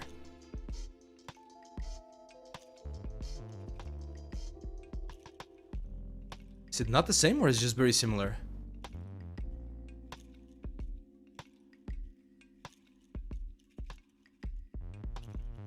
I think it's a course. Yeah, it has to be a course because...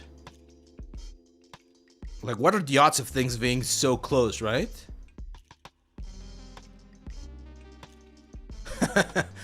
This is funny. I think this is the first time we've gotten this. Yeah, this definitely feels like a course or something. Some sort of tutorial. It's from a course, Glimpse? Okay, there you go. Harambe, what's up, man? Okay, cool. So, yeah. Okay. See, this is the problem, right? Like, if I'm a recruiter and I'm going through portfolios and I see this, it's like, wait a second, I just saw this. And then I start questioning, wait, so did he do all the assets? Did he just, like, took the kit bash and build the scene? Like, what's going on, right? It's a good execution, though. I like how you handle it. I really like the light of the scene. Like, I think this one is a little bit nicer than the other one that we just saw.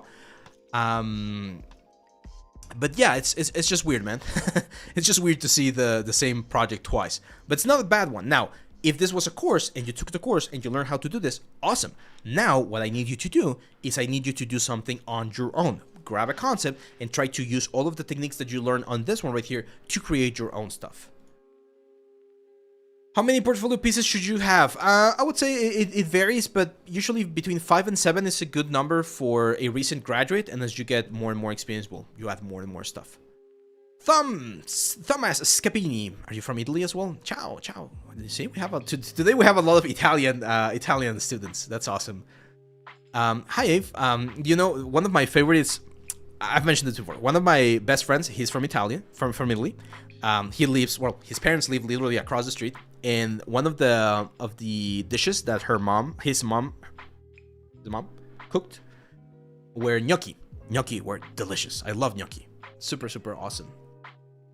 I just graduated after 2 years academy and I would like to find a job in the gaming center, but I think this is difficult because every company searches for experienced artists. By the way, every day I try to learn something new. Can you recommend something to add to my portfolio? Let's take a look.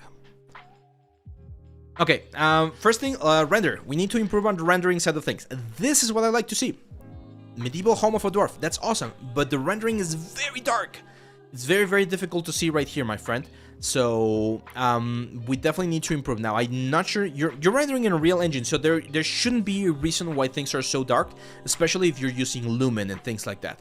So, definitely improve your rendering on this one right here. I have several videos on the YouTube channel on how to improve that. And since you already have this little dwarf character right here, get him on the scene as well.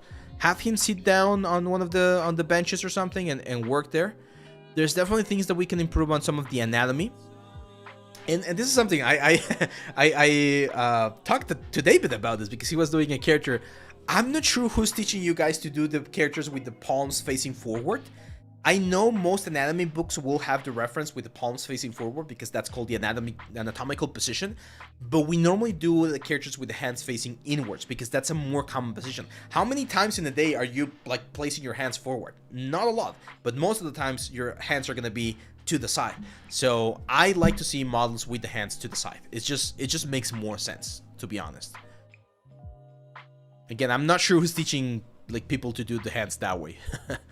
Oh, and that's the bear. I love the bear. This is a great bear, to be honest. I like the texture. I do feel, again, we're a little bit on the dark side of things. Like, textures are a little bit too dark. But maybe it's just a render. It's just a render that needs to be a little bit lighter because it becomes difficult to see what's going on. But I love this idea. This sort of like inventor dwarf that created this bear guardian. Now we need more complex stuff, man. Again, I can see that you know the drill. You know... oh, that's a great texture work there.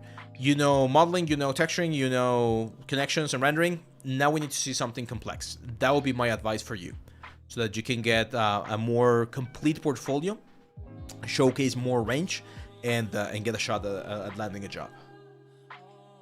Okay, let's go next one. This is Ashwin Kumar says, hey, I'm currently working as a character artist in India. I have experience of less than a year. I feel like I'm stuck and I don't feel my portfolio is good enough to stand out. I really want to get good at character modeling and sculpting. I need your thoughts on my portfolio. What can I do to improve? See, this is the interesting thing. You're saying that you are already working as a character artist. So that's great. That's awesome. Now, what do we need to get to the next level? We need full characters, like this one right here, going through the full pipeline.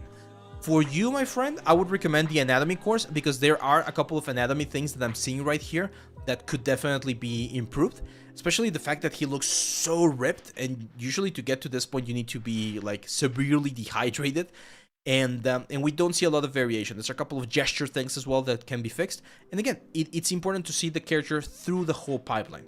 So you need to do modeling, retopology, stuff like that. But you have a good grasp on the, what's the word, on hard surface modeling as well, so that's cool. Yeah, I'm not sure what kind of characters you're doing as in your day-to-day job, but if you want to go for realistic characters like this one right here, we need to go through the full pipeline, because for instance this one right here is a great prop. Now texture it. Can you optimize it and texture it for games or for film? That's the next step, right? Like that's what you need to focus on. What course is this? Which one? The environment course? I'm not sure. I'm not sure what they're following. If someone wants to share the link, that's it. I'm gonna do. That's not similar. Actually, it's gonna be a little bit more. It's not just gonna be those basics. We're gonna cover a lot of ground on the environment course. So if you wanna stay tuned, just make sure to join our Discord. Casey Forster. Casey, are you here? You were here a couple of minutes ago. There you go. Casey, I'm looking for a little input on my portfolio and how to tailor it to be more appealing to a client. I understand I'm a little bit messy here and I tend to hoard all my work, but with a little direction, I'm sure I can do some house cleaning. I started 3D art at the beginning of the COVID pandemic as I lost my job and have been going hard with 3D ever since. Thank you for any help and advice, and I really enjoyed your streams and have learned a fair bit from you. There you go. Nice. Okay, so we see a lot of monsters, a little character stuff. Oh, I love this one. I love Pennywise. It's a good one, man. I like this one. See, when I like the first vibe I get from your portfolio, man, is that you are more of a like a concept designer, concept sculpture.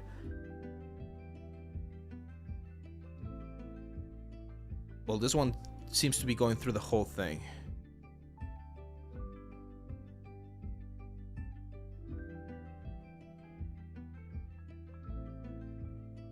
Nice. Yeah, some wireframes, Casey, I would say are missing on your stuff because I don't see a lot of wireframes. Oh, this one. Oh, wait, it's loading. There you go. Yeah, I would say some wireframes for the characters that are going through the full pipeline. So, for instance, this one right here. It's a cool character. Like I could definitely see this in the game, but I don't see maps. I don't see wireframes. So it's different. It's different to see how you are approaching this this whole thing. Yes, Kai, the new course is going to be in Unreal. Now, if you want to do concept art, which is not our concept design, it's not a bad idea. One of the best references I have for you is my teacher. He was my ZBrush teacher back in the day. Oh, now I forgot his name. I hate when that happens. Oh my god.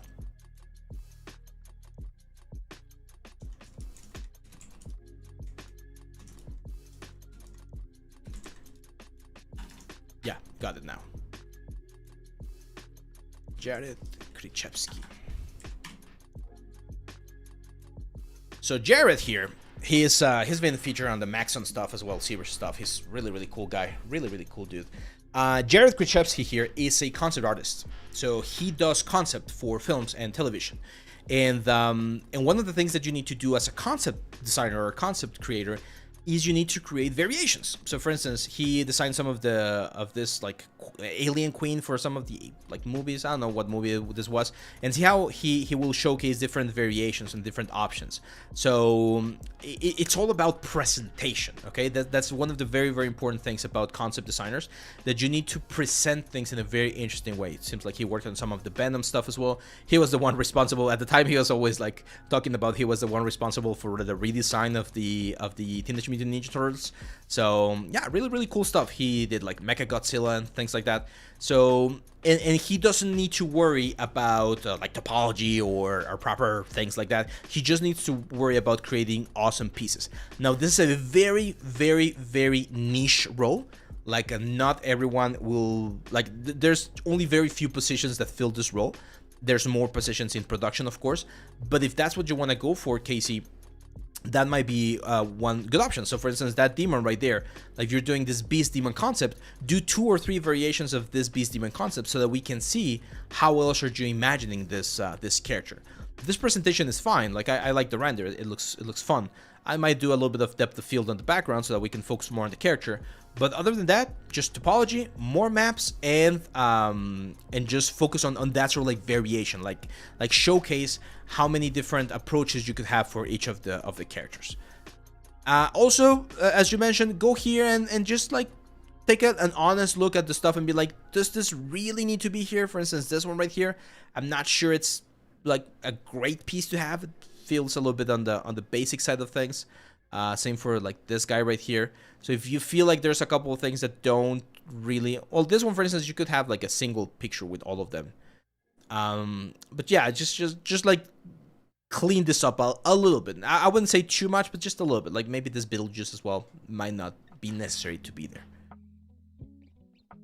Okay, let's go to the next one. So that was Casey. Noren Kumwar. My goal is to have a portfolio portraying an overall 3D finesse. Main focus is to the environment, story characters, 3D animations. Okay, so generalist, pretty much. We're working with 3D for a while now. Did a lot of freelance work, so had quite a lot of average projects in my portfolio. Decided to turn a new leaf and make new high-quality ones. Let's take a look. Tyros. There you go. Oh, I love this one. This was one of my favorite exercises from the Maya course, from the old Maya course. I thought it looked quite nice, adding the sort of like cinematic look to it. This was inspired, of course, by Queen's Gambit. Okay, so one of the things that I see, oh, you took pretty much all of the all of the courses from Nexted, man. That's cool. So yeah, you're doing a good job here. Oh yeah, I remember you, man. You were doing this troll right here.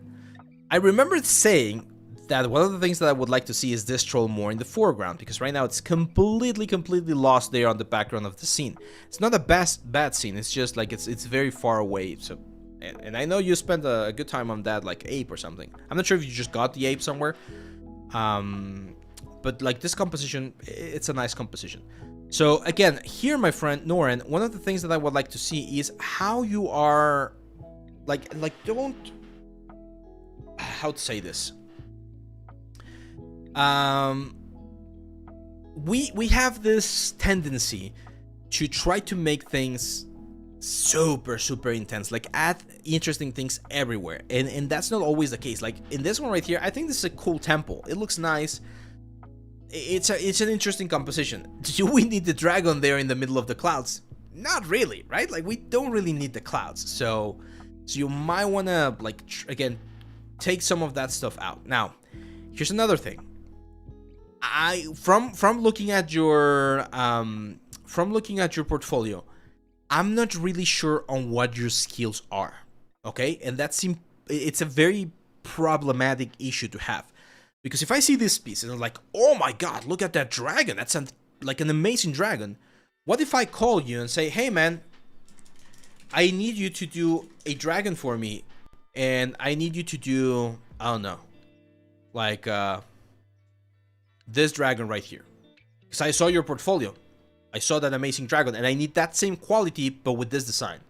And I'm sure, I'm willing to bet that you're gonna tell me, oh no, I downloaded that dragon. I got that dragon from wherever, and I'm just using it for this shot, for the composition. So it's not my dragon. Like, oh, okay, so my next question would be like, what can you model? What can you sculpt? And you're probably gonna show me this one, the Thyrus. It's like, oh, I finished this high poly sculpt. It's like, oh, okay, cool. Well, it's not that far away. Maybe we can work something out. Have you done the retopology and the UVs? Oh, no, I haven't. And then we have an issue, right?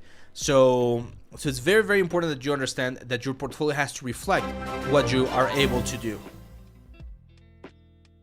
Was I missing this? I click on the long one.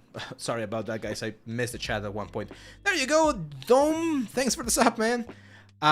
So yeah, it's very important that when you show something in your portfolio, you're really clear on what things you are doing, what things are you modeling. Like, for instance, oh, you're there, Norin? Okay, Norin, like, just answer me this question.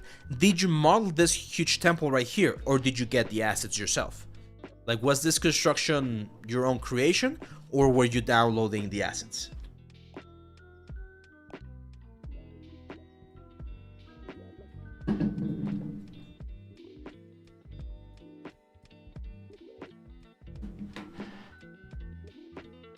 I use kit bash assets to model. There you go. Yo, so again, kit bashing things is not bad. It's not something that you should not do. It's not forbidden. But when you use that, you need to specify it here on the element, because then when I look at your pieces, I'm not looking at someone that's what's the word? I'm not looking at someone who could do the assets for me. I'm looking at your own like perception on how to create and compose a scene, right? So I might be like, hey, Norin has a really good eye for composition. I'm gonna hire him. I'm gonna give him all of the assets, and I want him to build me a like cool little scenario. But if you don't know how to model those assets, you need to specify it over here. Because again, I'm pretty sure, for instance, this cedar looks very, very cool. It's like, oh, that looks like an awesome opening shot for like a steampunk like shot or series or whatever.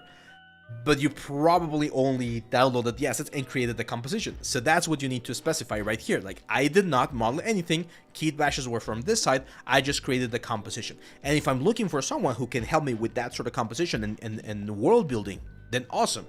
But if not, then people might get the wrong idea about your portfolio. So just clarify stuff here on your comment section. Do game studios use the same models they use in the games for the cinematic trailers? Sometimes they do, sometimes they don't. It depends. If I model the assets and then build composition like those, will yeah, of course, man. Yeah, of course, no rank. If you do it, if you build the the assets, the kit, and then you build your stuff, that's awesome. That's what we're going to be doing on the environment course. I'm going to show you how to build all of the different assets, and then we're going to build the environment, so that we know how to build those assets, and if someone asks us for something specific, we can break it down and create that. Now we go with Farblaze, Bartosz, oh, that's a different one to pronounce. I'm hoping it's Bartosz. My name is Vincent. Okay, that's easier. Vincent, I'm from Poland. Here's my portfolio. For about 9 months, I've been trying to find a stable job as an asset environment material 3D artist. However, honestly, any stable and permanent job related to 3D will be good. I'm wondering what the problem is, whether it's my portfolio, lack of previous experience, or something else. After sending countless CVs with no response, or politely informing me that they found a more fitting candidate despite previously and listen to my interest. I'm sure to admit that the game industry, yeah, the industry is fucked. Not beyond repair, but it is fucked right now. Not gonna lie there. If nothing changes soon, I'll probably take my skills as well. Yeah, as I mentioned, there's a lot of things that you can do with 3D that are not necessarily part of the 3D industry. Now, Vincent, what I see here immediately right out of the bat is that we are missing one of those, like, again, big complex things. You have a really good eye for textures. Like, this is amazingly textured. I could see this in a cinematic or something like that, but it's a simple asset. It's not impressive. And it's not impressive not because it's not well done. It is well done. It's just that the scope of the element, the small scope of the object is difficult to give it as much, as much weight as something else.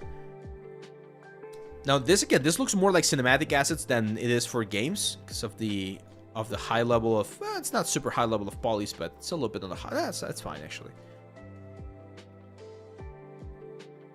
But it's something, again, this is something that I think, there you go, like I would do this, I would probably do this as the main one, or like a table or something to showcase all of these elements, because there's more stuff. You did more stuff, and this is awesome. Yeah, this is really good, Vincent. Yeah, the Tamagotchis are good as well. But again, they're on the simple side of things, right?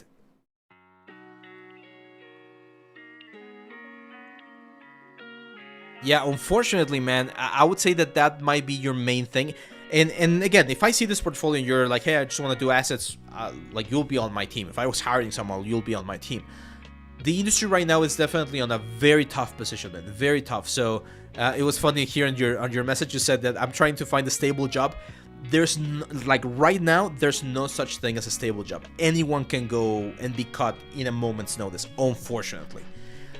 If that's something that is not going to give you mental peace, then as you mentioned here, it might be a good idea to look for other ways to use your skills in other types of industries, right? Now for you, I would probably recommend, again, doing something a little bit more intense. So there's like this tag, like an Abrams or something, because a portfolio looks way more intense, more impactful when you have big assets. This sort of like small assets, they sometimes feel like exercises. So, and again, you're doing a great job on the texturing. I love the texturing that you're doing here, and even the presentation is super clean.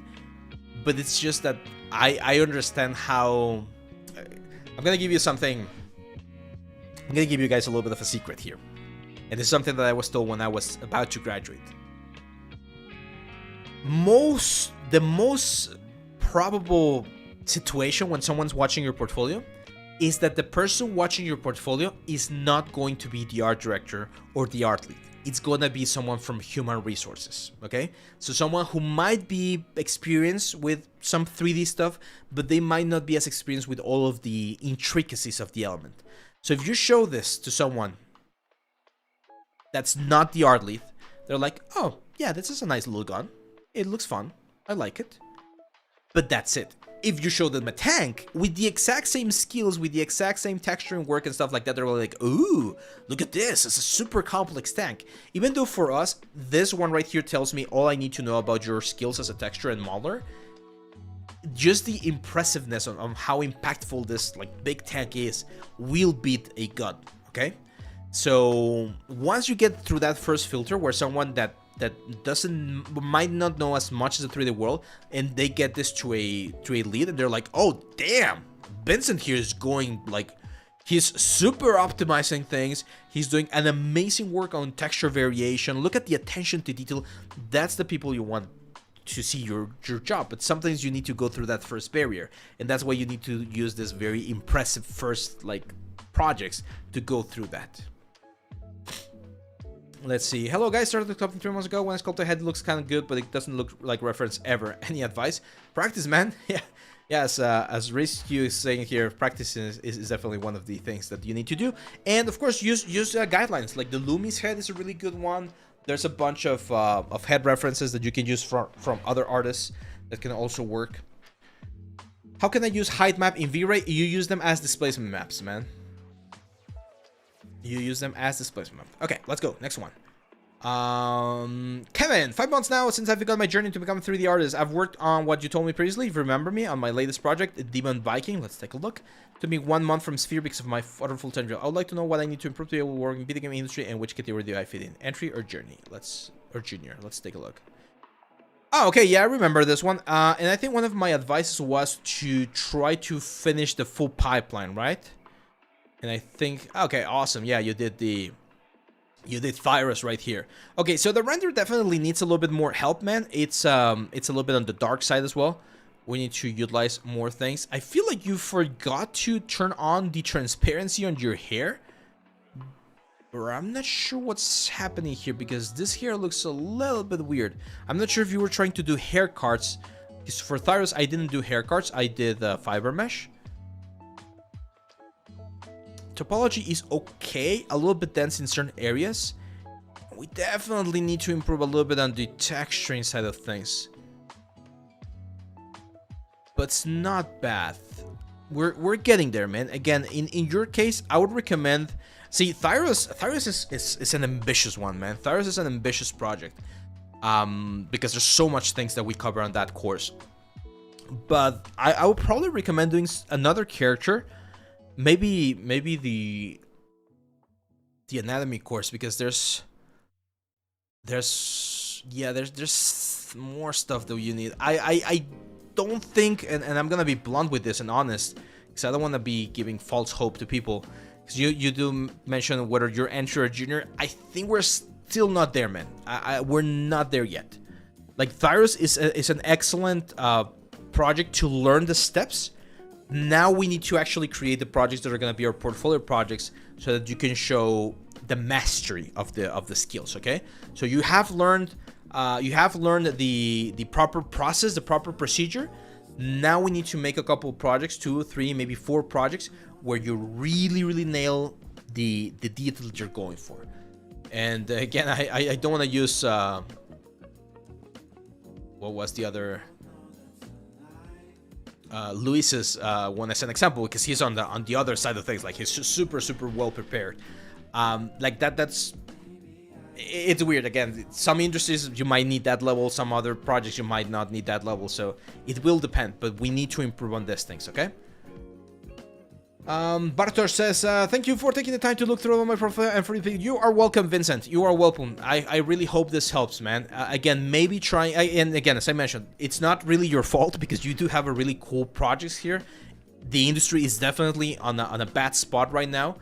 My only advice would be to try and do something more complex as a way to really push or to really use that, like, big ambitious piece as your opener, right? And once you get the entry, you use that to really land the job. Let's go next one. I'm Divya. I'm a 3D artist who loves working on product modeling, game asset creation, and photorealistic rendering. I mainly use tools like Maya, Blender, and Substance 3D Printer. I've knack for texturing, rendering, and 3D animation. I'm really passionate about creating high quality visuals. Let's take a look. Okay. Divya, I'm gonna be again honest with you. I'm gonna start going into my honest like side of things right now. All of this things right here, right? All of this like text right here, where you're explaining what you do, really passionate about creating high quality visuals and always looking for new techniques. That's good, but that's what I like to call corporate talk, right? Like, it looks good on a resume because it makes you look professional. But then when I look at your portfolio, and I don't really see the match, right? Like, it's like, yeah, these are cool assets, but I don't really see that sort of like super high quality stuff. That's when it gets a little bit tricky, right? So for instance, this grenade right here, the texturing, it's not good. It's too bumpy, it's too dirty, too ugly. Like, this is not how a military grenade would look. And I'm not seeing a wireframe, so I'm not sure. On this one, I see like a non-subdivided mesh, and then on this one, I see like a subdivided mesh. So it's tricky. It's not a great project. This one looks a little bit better. I like the work that you did on some of the assets, but again, it's not great. Okay, so we need to work on some more ambitious assets, and we need to be very clean on the attention to detail. Like, again, this one right here. This is the kind of exercises that I would teach on my second class of Maya. It's like, okay, let's do a couple of objects here, let's do a couple of bevels, let's modify some surfaces, and that's it. This is not, it's not telling me anything, right? It just looks like a very simple asset. And when you see a very simple asset, or when I see a very simple asset on a portfolio, I think two things. First of all, where is the, again, initial sort of like personal like feedback that you give yourself of asking, is this really worth to be on my portfolio? And second of all, is like, why are we spending time on a simple asset that probably took you maybe 1 day or 2 days, when you could be working on a more ambitious asset that's gonna really showcase your portfolio? Again, and Divjan, I'm sorry that you're getting the honest, like a harsh review right now, but I've been doing portfolio reviews for years now, and this sort of like setup of simple assets, simple modeling, simple texturing, I've seen it all the time. So what are you showing me, Divjam, that is gonna make you unique? That's gonna make you, or make me remember you, right? And it has happened in this portfolio review. Like from all of the portfolios that we've reviewed so far, believe me, I have like 5 or 6 on my head that I remember because they were unique, because they were interesting. I remember Emily's. I remember Explore right here with the stylized stuff, the painted stuff that he did. I remember, of course, where is it? Louis, right? With super advanced character. So there will be several characters or several portfolios that I remember, and others that unfortunately are very generic. So I won't remember it, and it will be more difficult for me to go back to you. So that's why you need to make sure to have important things in your portfolio that really make me remember you. And again, this is not only for Divjam, this is for everyone. Divjam is getting the feedback right now, but this applies to everyone. That's why you need to see your portfolio and look at it and be like, is this unique enough? Like when you see your portfolio, when you see your first portfolio like this, does it look different enough from all of the other ones? Like Casey right here is another example. He has a lot of concept pieces, so definitely jumps and makes me remember him. Others, a lot of simple stuff, like in this case for Pratamash, same stuff. Like I just see basic props, tutorial pieces that don't really allow me to remember it nicely. Hopefully that makes sense, guys. Okay, so you want to have a memorable portfolio. That's the the bottom line of that whole thing. Extreme Magician, when I'm not using displacement, I'll just delete the high map because I'm not using it. That's it. Is there any 3D modeling competition in upcoming days? Not days, but in upcoming months, yes. We're gonna have a competition soon.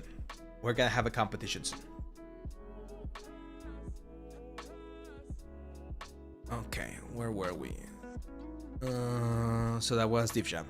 It says Rohan. Hey, oh, that's an awesome name. Rohan from Iran. I live in a third world country. I had a really hard time at the beginning in this field, or even right now. I'm a self-taught artist. It's been 4 years since I've started this journey, and I want to become a character artist, but no studios hired me. Sometimes I think I don't have enough skills to get hired. However, I try hard every day, even though I love mystery for my dream. It's hard to keep going on my own. Thanks for the follow, Nitition. Let's take a look. Okay, characters. Okay, cool. I mean, I see some cool characters. Some full characters, so that's nice. This is not bad. It's a lot of props. Okay, okay, well, here's the thing. And now we're getting into the technical stone, Rohan. And I know that you mentioned that you're self-taught, which is quite commendable because it's, of course, tricky. From a texturing perspective, I think you did a great job. I think the texturing looks good. There's some things here in the face that can be improved. But here's my main issue. The density of the mesh. Like, this is a super dense mesh, especially the chain links and everything. That's something that needs to be solved in another way, because otherwise you're going to have issues in production. Like, how is this thing going to be moving instead of a game or instead of a cinematic? It's one of those things that makes it a little bit complicated. So from a technical side of view, that might be one of the things that might be holding you back. This robot looks very, very cool. Clean surfaces, I like that. Again, a little bit on the dense side of things. Especially for games, and especially because you're not really utilizing all of this like polygons. You don't need all of these polygons. If this is going to be a game character, you don't need all of this to describe the form. So you need to learn how to optimize some of these things. Let's see. This one I know it's from a tutorial. I think it's from Wingfox. And again, it's not bad to follow tutorials. I do feel like the scene is a little bit on the dark side. Careful with this, guys. Very, very careful with this. And it's good that we got it. I don't think we've gotten it until now. Look at this. You have, my friend, you have a 1920 by 1080 format, and you're only using like 1/4 of it. What the hell? We don't need all of this empty space. It just looks weird, and that's a composition thing. So if you want to do a backshot, like if you want to see a backshot of the character because you want to showcase, I don't know, like the skirt right here, focus on the skirt. Like, get the camera close to the skirt. Same for this one. You want to showcase the belt and the boots, focus on that. Don't go for this super far away shots. It doesn't look good. It's very difficult. I prefer this shots right here. Look at that. You do have the shots. So yeah, this is a little bit better. See, this is weird because I know this is from a tutorial, and then you have this skirt that's actually model. I would never model that for a game, to be honest. It's a good model, but that's just unnecessary topology that you can very easily fix with just texture maps, especially if it's for games. But it's a clean model. Now, if this is for cinematics, then, well, maybe. And one thing that I'm not really seeing here as much is ZBrush. I know you know ZBrush because I do see some other elements, and it will be complicated to do it without ZBrush. But yeah. Yeah, we need to... Oh, it's a difficult advice for you, man, because I'm not exactly sure what the best one would be. Yeah, this is fine.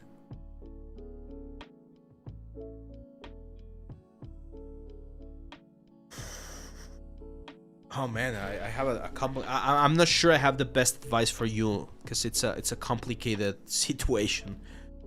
And what I mean by complicated situation is I see your portfolio, and I see that you do have the understanding of the skills, modeling, texturing, rendering, all that stuff. But I'm not seeing the focus. Like I'm not seeing something that really strikes us as something unique. And that's different seeing the level of detail that you have on these things. So I would say the two pieces that I find to be the strongest is this girl right here, the Walter Warrior, and this one right here, the steampunk robot. Those are what I would say are the strongest one. You might need a couple more pieces like those. So that might be that might be your best bet. Now I'm not sure how the industry is in Turkey. You do mention that it is Turkey, right? Yeah. You do mention that it's very small or pretty much non-existent. If that's the case and you cannot move and you cannot like go to another country to try your luck, it's a tough position to be in because it's I don't know. Question, Rohan, because I know you're there on the chat. Is this character from a tutorial? Were you following a tutorial, or because I know it says personal project right here?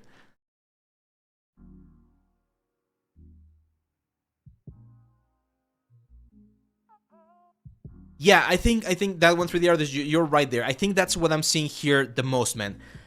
Like, I'm not exactly sure the direction that you want to go for. Like, I see some realistic characters, but then I see some very stylized ones. So I don't get a vibe about the kind of work that you want to do.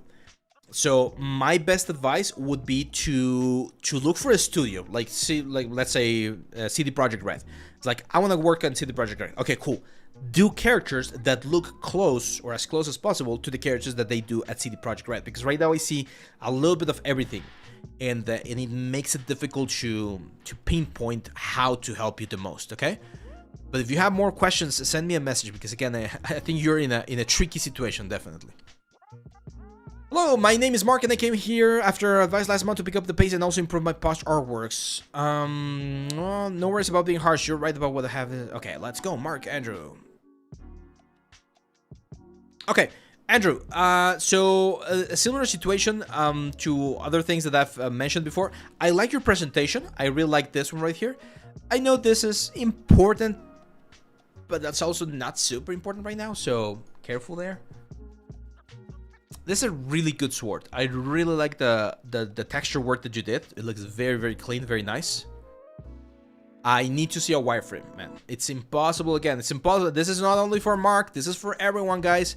If you're doing things for games, if you're doing things for any sort of like production and not just like 3D printing and things like that, you need to showcase wireframes. They are very important, because if you tell me this is only 2,000 triangles, I'm gonna be like, damn, you optimized it like amazingly. That's great.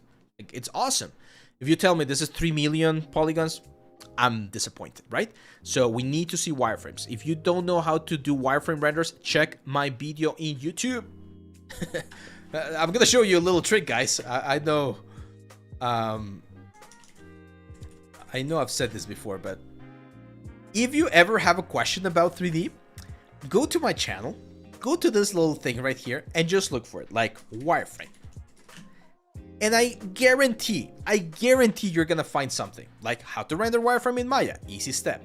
Making 3D weapons, I also explain wireframes right there. How to create clay renders. So you will find things that are gonna be useful to you. You're like, oh, you know what, I'm struggling with PBR materials, I don't know how to connect them.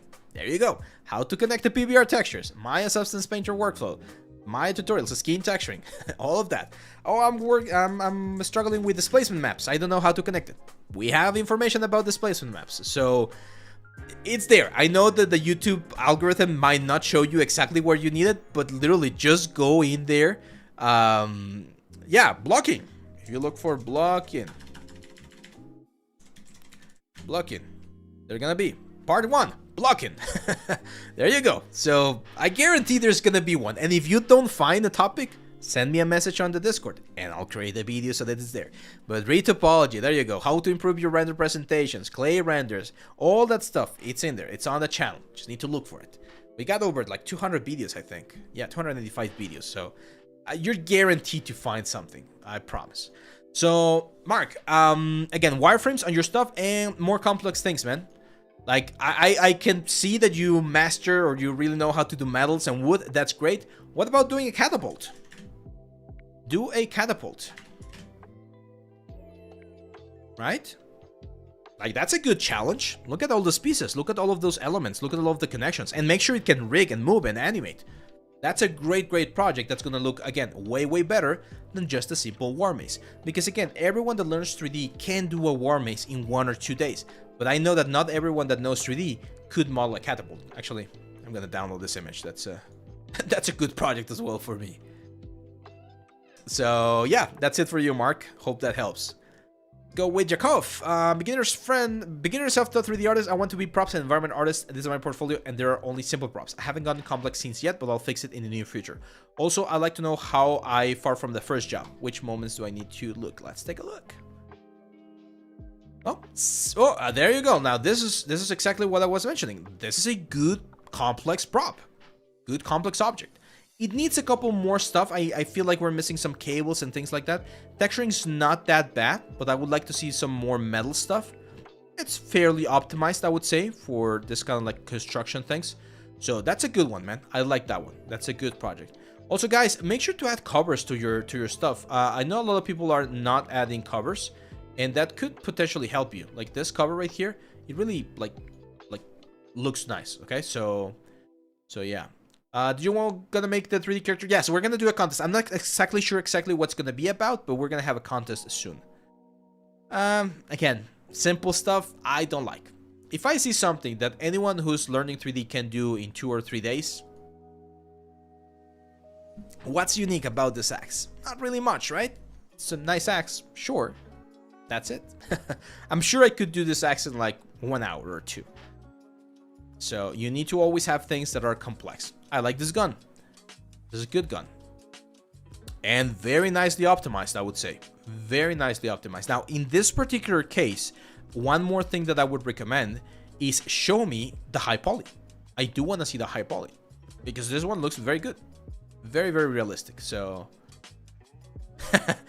I see the Forbidden Bloody handprint decal. Is it? Was it there? Oh yeah, it's there. The one from Substance. That's right. Okay, now actually, now that you point that out, that's important. One thing that people miss quite a bit about textures is scale. Like, if that is the decal of the hand, can you imagine how big that axe is? You would need to hold it with both hands, like in a very weird way. It's just like, it will be a massive axe. So this size of the scale is wrong. You need to change that. Is there any way to set from Baron? Yes, there is a way, Anufka. You can...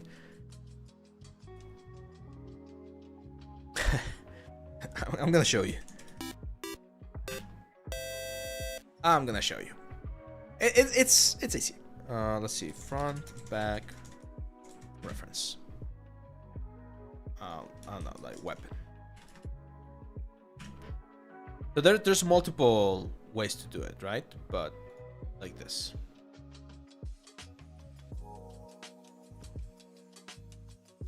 I hate weapon piece. My god, why is everything a WebMP nowadays?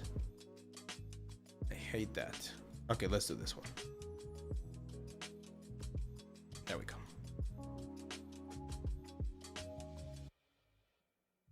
Can you show or suggest someone's portfolio who can join as a junior artist for anywhere? I'm gonna have to look for it, but I can tell you which pieces I had when I first started, and it was up to this point. So this giant, this marsh scene right here, this game assets, some of this ones, this big. So if you take my stuff from this ice giant all the way to this appointment at 6 that I named this abandoned room, those were the pieces that I had when I graduated and that I used as my portfolio to get my first couple of jobs. So those were the ones. And after a couple of years, well, I've been accumulating more and more stuff, but those were the pieces that I was that I had. So, yeah. Okay, so if you want to have front and back in the same view, you're gonna go to the front view. You're gonna insert your image.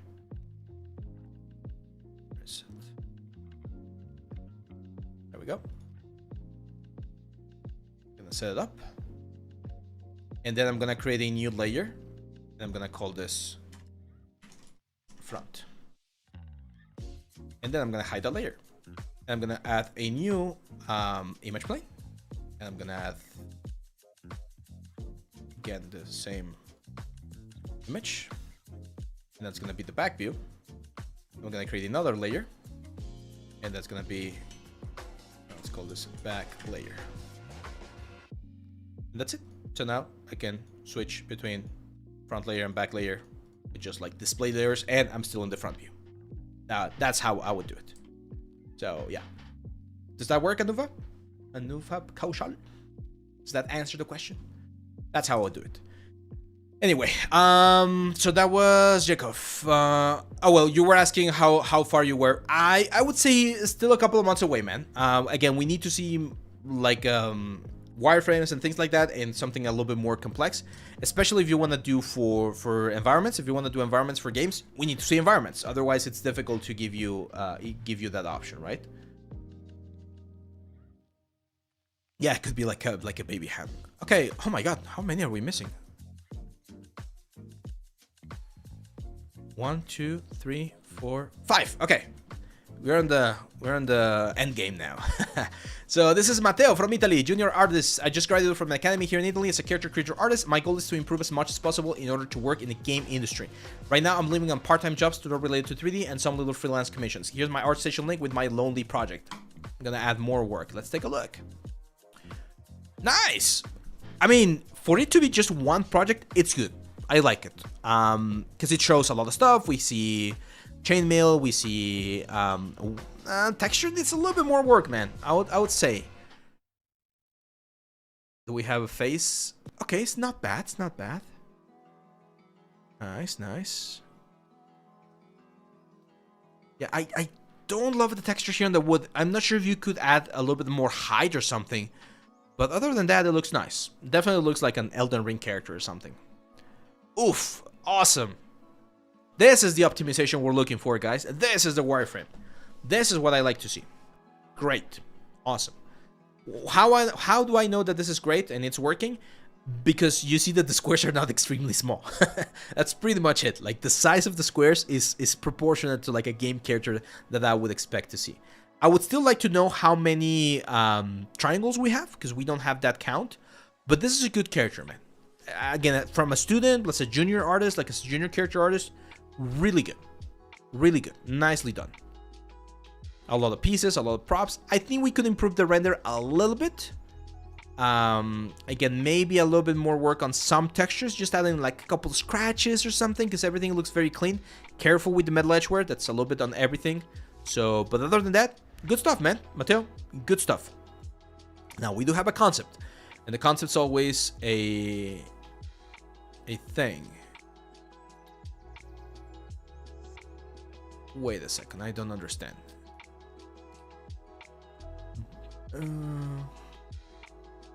Okay. So you grabbed that one as a reference. Okay, so if you take a look at the reference here from Leal, who's also very, very cool. you're gonna see that one thing that really stands out is that there's more complexity on the metal. And if we compare it to yours, your metal looks a little bit plain. And this complexity is very, very easy to add inside of Substance. It's just a couple of height layers, maybe some grunge maps, some rust and things like that. And it's gonna push it to the next level. So someone was asking just a second ago here, Sarower alum, like the difference between like a junior and a senior character artist. This is the difference. Like you can see, this is perfectly fine. Like I could totally see a game with this one. I've seen games with this sort of like quality and they're fine. Like this is not a bad character. It's a good character, but there's a difference in like the nuances in the details between, again, a junior level artist and a more senior level artist. Okay. And it's not because Lionel here has some secret knowledge about the software or anything. It's just that the experience will tell you how to improve certain things to make them look better and better, okay? And as we've been talking about before, it's about the journey, like what kind of stuff are you using, what kind of things are you using to learn about that stuff and improve as an artist. But that's good stuff, man. Mateo, good stuff. Hi Abe, I'm Mert, currently studying game art at Poland. My goal is to be a weapon artist. I would like to get some feedback from a professional artist to improve my skills in this field. Here's my portfolio. Okay, so first advice is remove anything that's not weapon related. So if you're not going to be doing a character artist, you don't need this. So it's not even complete. It's a work in progress. So just get it out.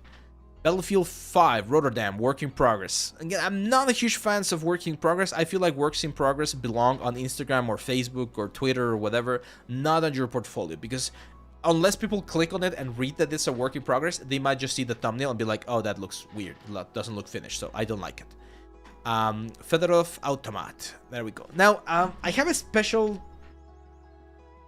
How do you call this? I have a special... strong opinion about weapons. Most of the game weapons or the historical weapons have already been done. Okay, so for instance, I really like the Colt. The Colt revolver is a very cool revolver. If I look Colt revolver 3D model, I'm gonna find a lot of revolvers out there. And some of them I might be able to buy, for instance here in Turbo Squid. So let's say I'm developing a game, and the game requires a Colt revolver. I can go on here and buy this Colt Buntline Special for $100, or I can pay an artist $400 to do a weapon himself. A lot of companies will just buy the assets. That's something that sometimes they don't tell you as cool, but a lot of the times it makes more sense to buy assets because they're cheaper. Sometimes they're even free. Like if I'm doing a Wild West like game, I could just get this for free and just start programming my game, and that's it. I don't even need to pay a 3D artist. However,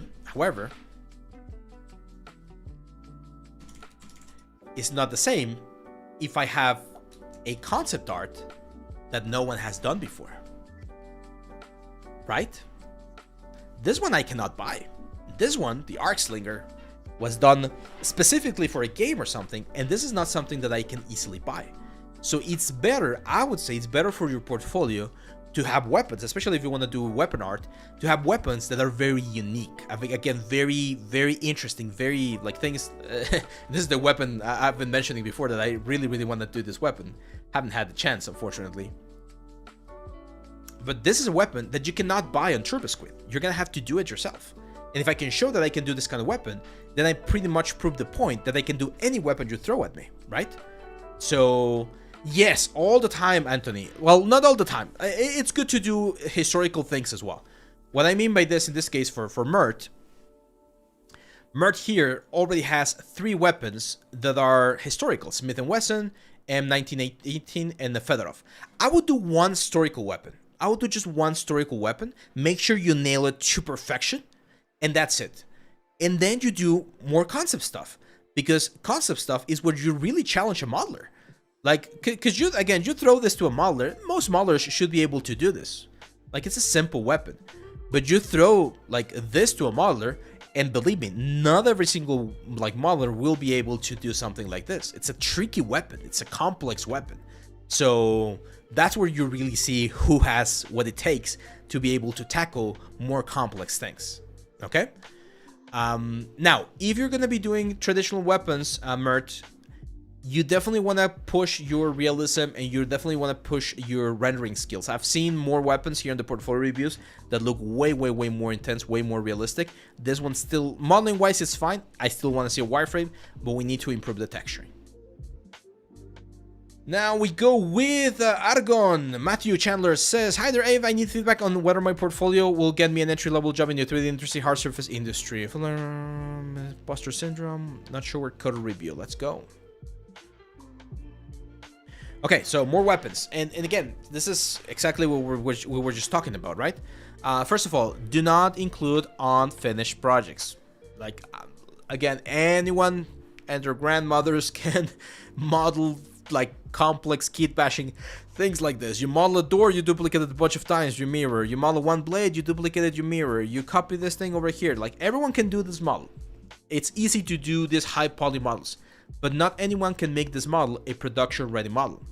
How are you gonna make this a production ready model? Are you gonna retopologize everything? Are you gonna bake things into like bigger chunks? Like, making sure that you know how to make this into an actual like production ready model is very important. I don't like this super intense like descriptions. I feel like they take away from the actual model, but that's a good model. It's a clean render. I like it, but I don't have a wireframe. There we go. We have a wireframe. Okay, so it's a high poly wireframe. So if you want to do weapons for games, you need to optimize things. This is the low poly. Still quite high poly, to be honest. Can be further optimized, and look at the amount of angons that you have there. Not good, man. Like, if you try to bake this, yeah, that's it. Like, see all of those like very intense, dark and bright spots on the different parts? That's the normal map doing too much of the work. And we talked about this before. When you see this super intense like normal map information, that means you're asking the normal map to sort of like do more stuff than it should. UBs, I'm not worried. Like, this is a nice packaging. I'm not sure if you did this manually or if it was done automatically. It's a good packaging. But I do feel like the poly count might be on the high side of things. Yeah, 7K trees. Like, imagine that, 7K triangles just for a scope, and then you're gonna have another 7K for the charger, another 7K for the barrel, another 20, 30K. It's gonna be 150K like gun at the end of the day. So that's way too much. Okay, so you need to really optimize this. I would say like you need to bring this down to like 8K probably. And it should be doable. Like, this cylinder right here, I'm not sure how many sides you have on the cylinder. It's probably like 40 sides or something. You can definitely bring it down to 24 sides, and that's going to look way better. Someone asked that I do a tutorial about retopologizing or preparing models for hard surface stuff. I might do it soon. I don't do a lot of hard surface, but I might do something like that soon. Mohan Kumar says, I recently started learning Maya and started following my passion in 3D art industry. Well, sorry, Matthew, one more thing, because you were asking about not sugarcoating things. We need to see wireframes, and we need to see... I think I remember this one. Yeah, that's a cool concept, but again, if I don't see the wireframe, it's difficult for me to know if this could be on the next game of Jedi Survivor, right, or something. Let's see. Wireframe. Yeah, so this wireframe is not awful. It's fine. It's well optimized. But I see a lot of angons, man. Angons are gonna kill you. You should always triangulate these things right here. Always triangulate those. For models that are way too high poly, my team and I call them the Seashore Salad Special. Yeah, and again, here's the thing. Like, and someone mentioned this. There are games that ship with super huge, like unoptimized assets. Yes, it can happen. But you should always try to have your stuff as clean as possible. Like this one right here, again. Angon, Angon, Angon, Angon, Angon. Angon. Triangulate your stuff, guys. Look at this. Oh my god. Angon, Angon. Not good, man. That's not good. You're like, it looks fine. And if it works, sure. Again, like, I'm not saying like you're gonna get the topology police on your house, but you always need to clean stuff up because people will be looking at these things. So you need to make sure that you have things as clean as possible.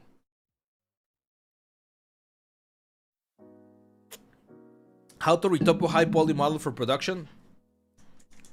By following my retopology guide right here. Complete guide to retopology. So this is a topical course, but you can use the principles in any software, and I explain how to optimize things for games and for animation. So what's a good number? Again, it depends. It depends on the game, on the type of game. It depends on the type of style. 100K triangles, 50K triangles, 150K triangles. It's too many variables. But the main idea behind topology is you want to capture the silhouette, you want to capture the detail, and you want to have it ready for animation. Those are the main things that you should be looking for. Now we'll go with Mohan. Says, I recently made my passion in the 3D art industry. I'm currently working on prop modeling. We would like to go on character modeling. Let's take a look. There you go, man. Sorry, you're gonna get another honest review here, but again, I see this and I just see simple stuff. It's good, and I'm so happy for you that you're learning 3D and going throughout this journey, but this is not something that's gonna make your portfolio stand out. It's just a very basic traditional modeling portfolio. Texturing wise, this is way too much damage, way too much metal edge wear. The metal's not looking like metal, so, and the wood is looking like metal, so you might have some shader issues right there, Mohan. You are still in the beginning stages, so I'm not gonna be too harsh on you. This is not something that you need on your portfolio right now. Like, you would be in one of those positions that I would say you don't need a portfolio at this point. At this point, you need to be focusing on learning and improving your 3D skills. Post that in Facebook, post that in Instagram, share it on your socials and with your friends, but this is not something that's going to benefit you as a portfolio. Eventually, like once you start presenting me like cool stuff, like advanced stuff, I would just tell you all of this, like this 12 pieces right here, take them out. You don't need them on your portfolio. This is not what you want to have on your portfolio. And finally, last but not least, another Tiago here. You're from, what's the word, from Italy as well? I've been learning 3D for the past 3 years, but only recently have started working in 3D in more depth. My goal is to work in environments and be able to make incredible levels for games. Any feedback is appreciated. Let's take a look. Okay, so similar issue that we had a couple of portfolios ago. The thing is that I feel like this is a lot of kit bashing things. And I don't think you should be focusing on kit bashing right now, Tiago, especially if you want to be an environment artist. You should be focusing on creating like amazing props for your environments. So for instance, very like common exercise that I give my students on the environment class, do a damage column. Something like this, right? Something like this. I don't like this one, to be honest. Looks a little bit weird. Something like this. Like sculpt, model, retexture, like topple, do the topology, all of that of a damaged sculpt. That's something that I would look for in someone who's trying to be a environment artist. Because composition and all of the shots that you're doing right here, it's not important at this point, Tiago. Once you have cool assets, once you have strong assets, now we can start thinking about world building. Now we can start thinking about like creating something that looks interesting. Like I love this. Like the simulation looks very cool, and I'm sure it took quite a bit of time to render all of these things. But again, it's not telling me anything. Like I'm not just gonna hire you because you have a cool water simulation.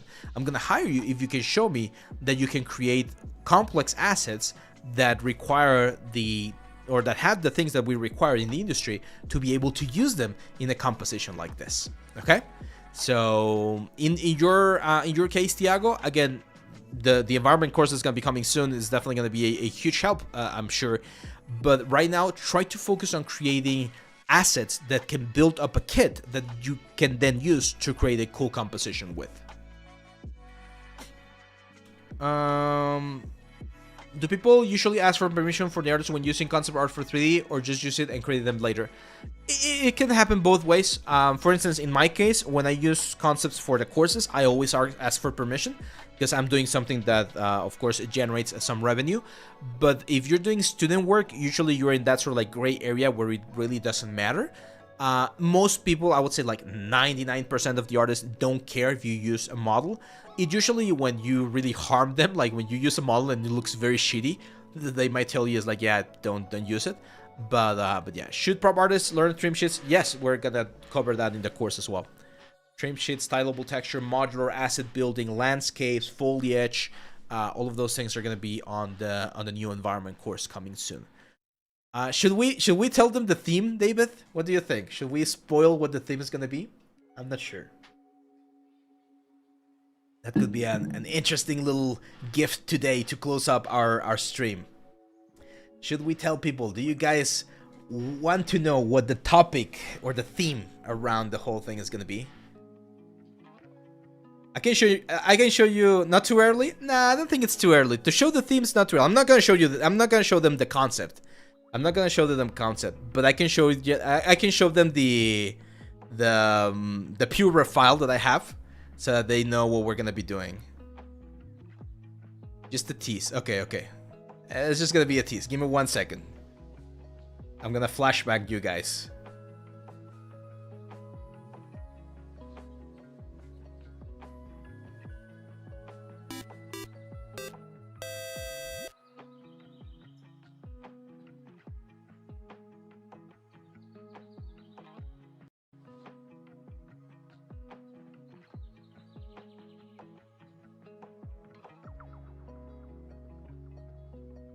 Okay, you guys ready? You guys ready? It's gonna be very obvious once you see the pure file. Well, I'm happy to present that the theme for our next course, our environment course, is something that's very close to my heart, very close to my culture. We are gonna be going with the Mayans. We're gonna be doing a pre-Hispanic Mayan ruins architectural like jungle forest thingy. It's gonna be very fun. I actually just erased the concept from this pure file. I already have the final concept that I did for the thing, but it's gonna be Mayan inspired. So there's gonna be a lot of very cool statues, runes, trim sheets, foliage, everything. It's gonna be sick. It's gonna be very, very cool. I think you guys are gonna like it. I've already started working on it. Don't worry. It's not like there's nothing there. It's just that it's on the early stages, so I can't show you anymore. But I can share with you as a final little treat here on the stream that the next environment course is gonna be Mayan themed. So yeah, it's gonna be fun. And I'm going like really deep in mythology and things to show you like the cool stuff and the real stuff. Of course, there's gonna be some artistic liberties that I'm gonna be taking, but it's gonna be a fun project. I think you guys are gonna like it. So yeah, that's pretty much it, guys. With this, we have reached the end of the Maya, like the Autodesk Maya. With this, we have reached the end of today's live stream, and with this, we close one more portfolio review. Let's keep the chat. I want to see the chat. There we go. Thank you, Svarnov. Yeah, the leg is getting better, and yeah. I have a clip of the short for the Eva sword if you want the link. Yeah, sure, my friend. Oh yeah, if you have the clip, yeah, just I mean, it should be shared on the on Twitch as well. Thank you. So yeah, that's it, guys. A couple more news. We're gonna keep, of course, with more content. There's more videos coming, more shorts. Make sure to subscribe to YouTube. And if you guys see that we're really close to 23,000 subs now. 23 is gonna be the new one. I think we should be able to get to 25,000 by my birthday. So at the end of August, we should be able to get to 25,000. But you can help us. If you're on YouTube and you're not subscribed to the channel, make sure to subscribe. Make sure to hit the like button, comment. All that stuff really helps us. And if you want to support the project, of course, if you want to keep learning more and get even more advanced skills, you can find those on my website, aveleal3d.com, where we're going to have, of course, all of our premium courses. So that is it, my friends. Thank you everyone very much for being part of this amazing project, for being here on the stream. And I'm gonna be seeing you back on the next couple of days with more content. Remember, if you missed today's submission, don't worry, we're gonna have one more for August, and we're gonna go all over again with these things, with more tips, more comments, more feedback, and hopefully more help so that you guys can achieve those goals that you're going for. So yeah, that's it, man. Thank you very much. Thank you, everyone. David, everyone say thanks to David as well. And we'll be seeing you back on Discord, okay? That's it, guys. I'll see you back on the next one.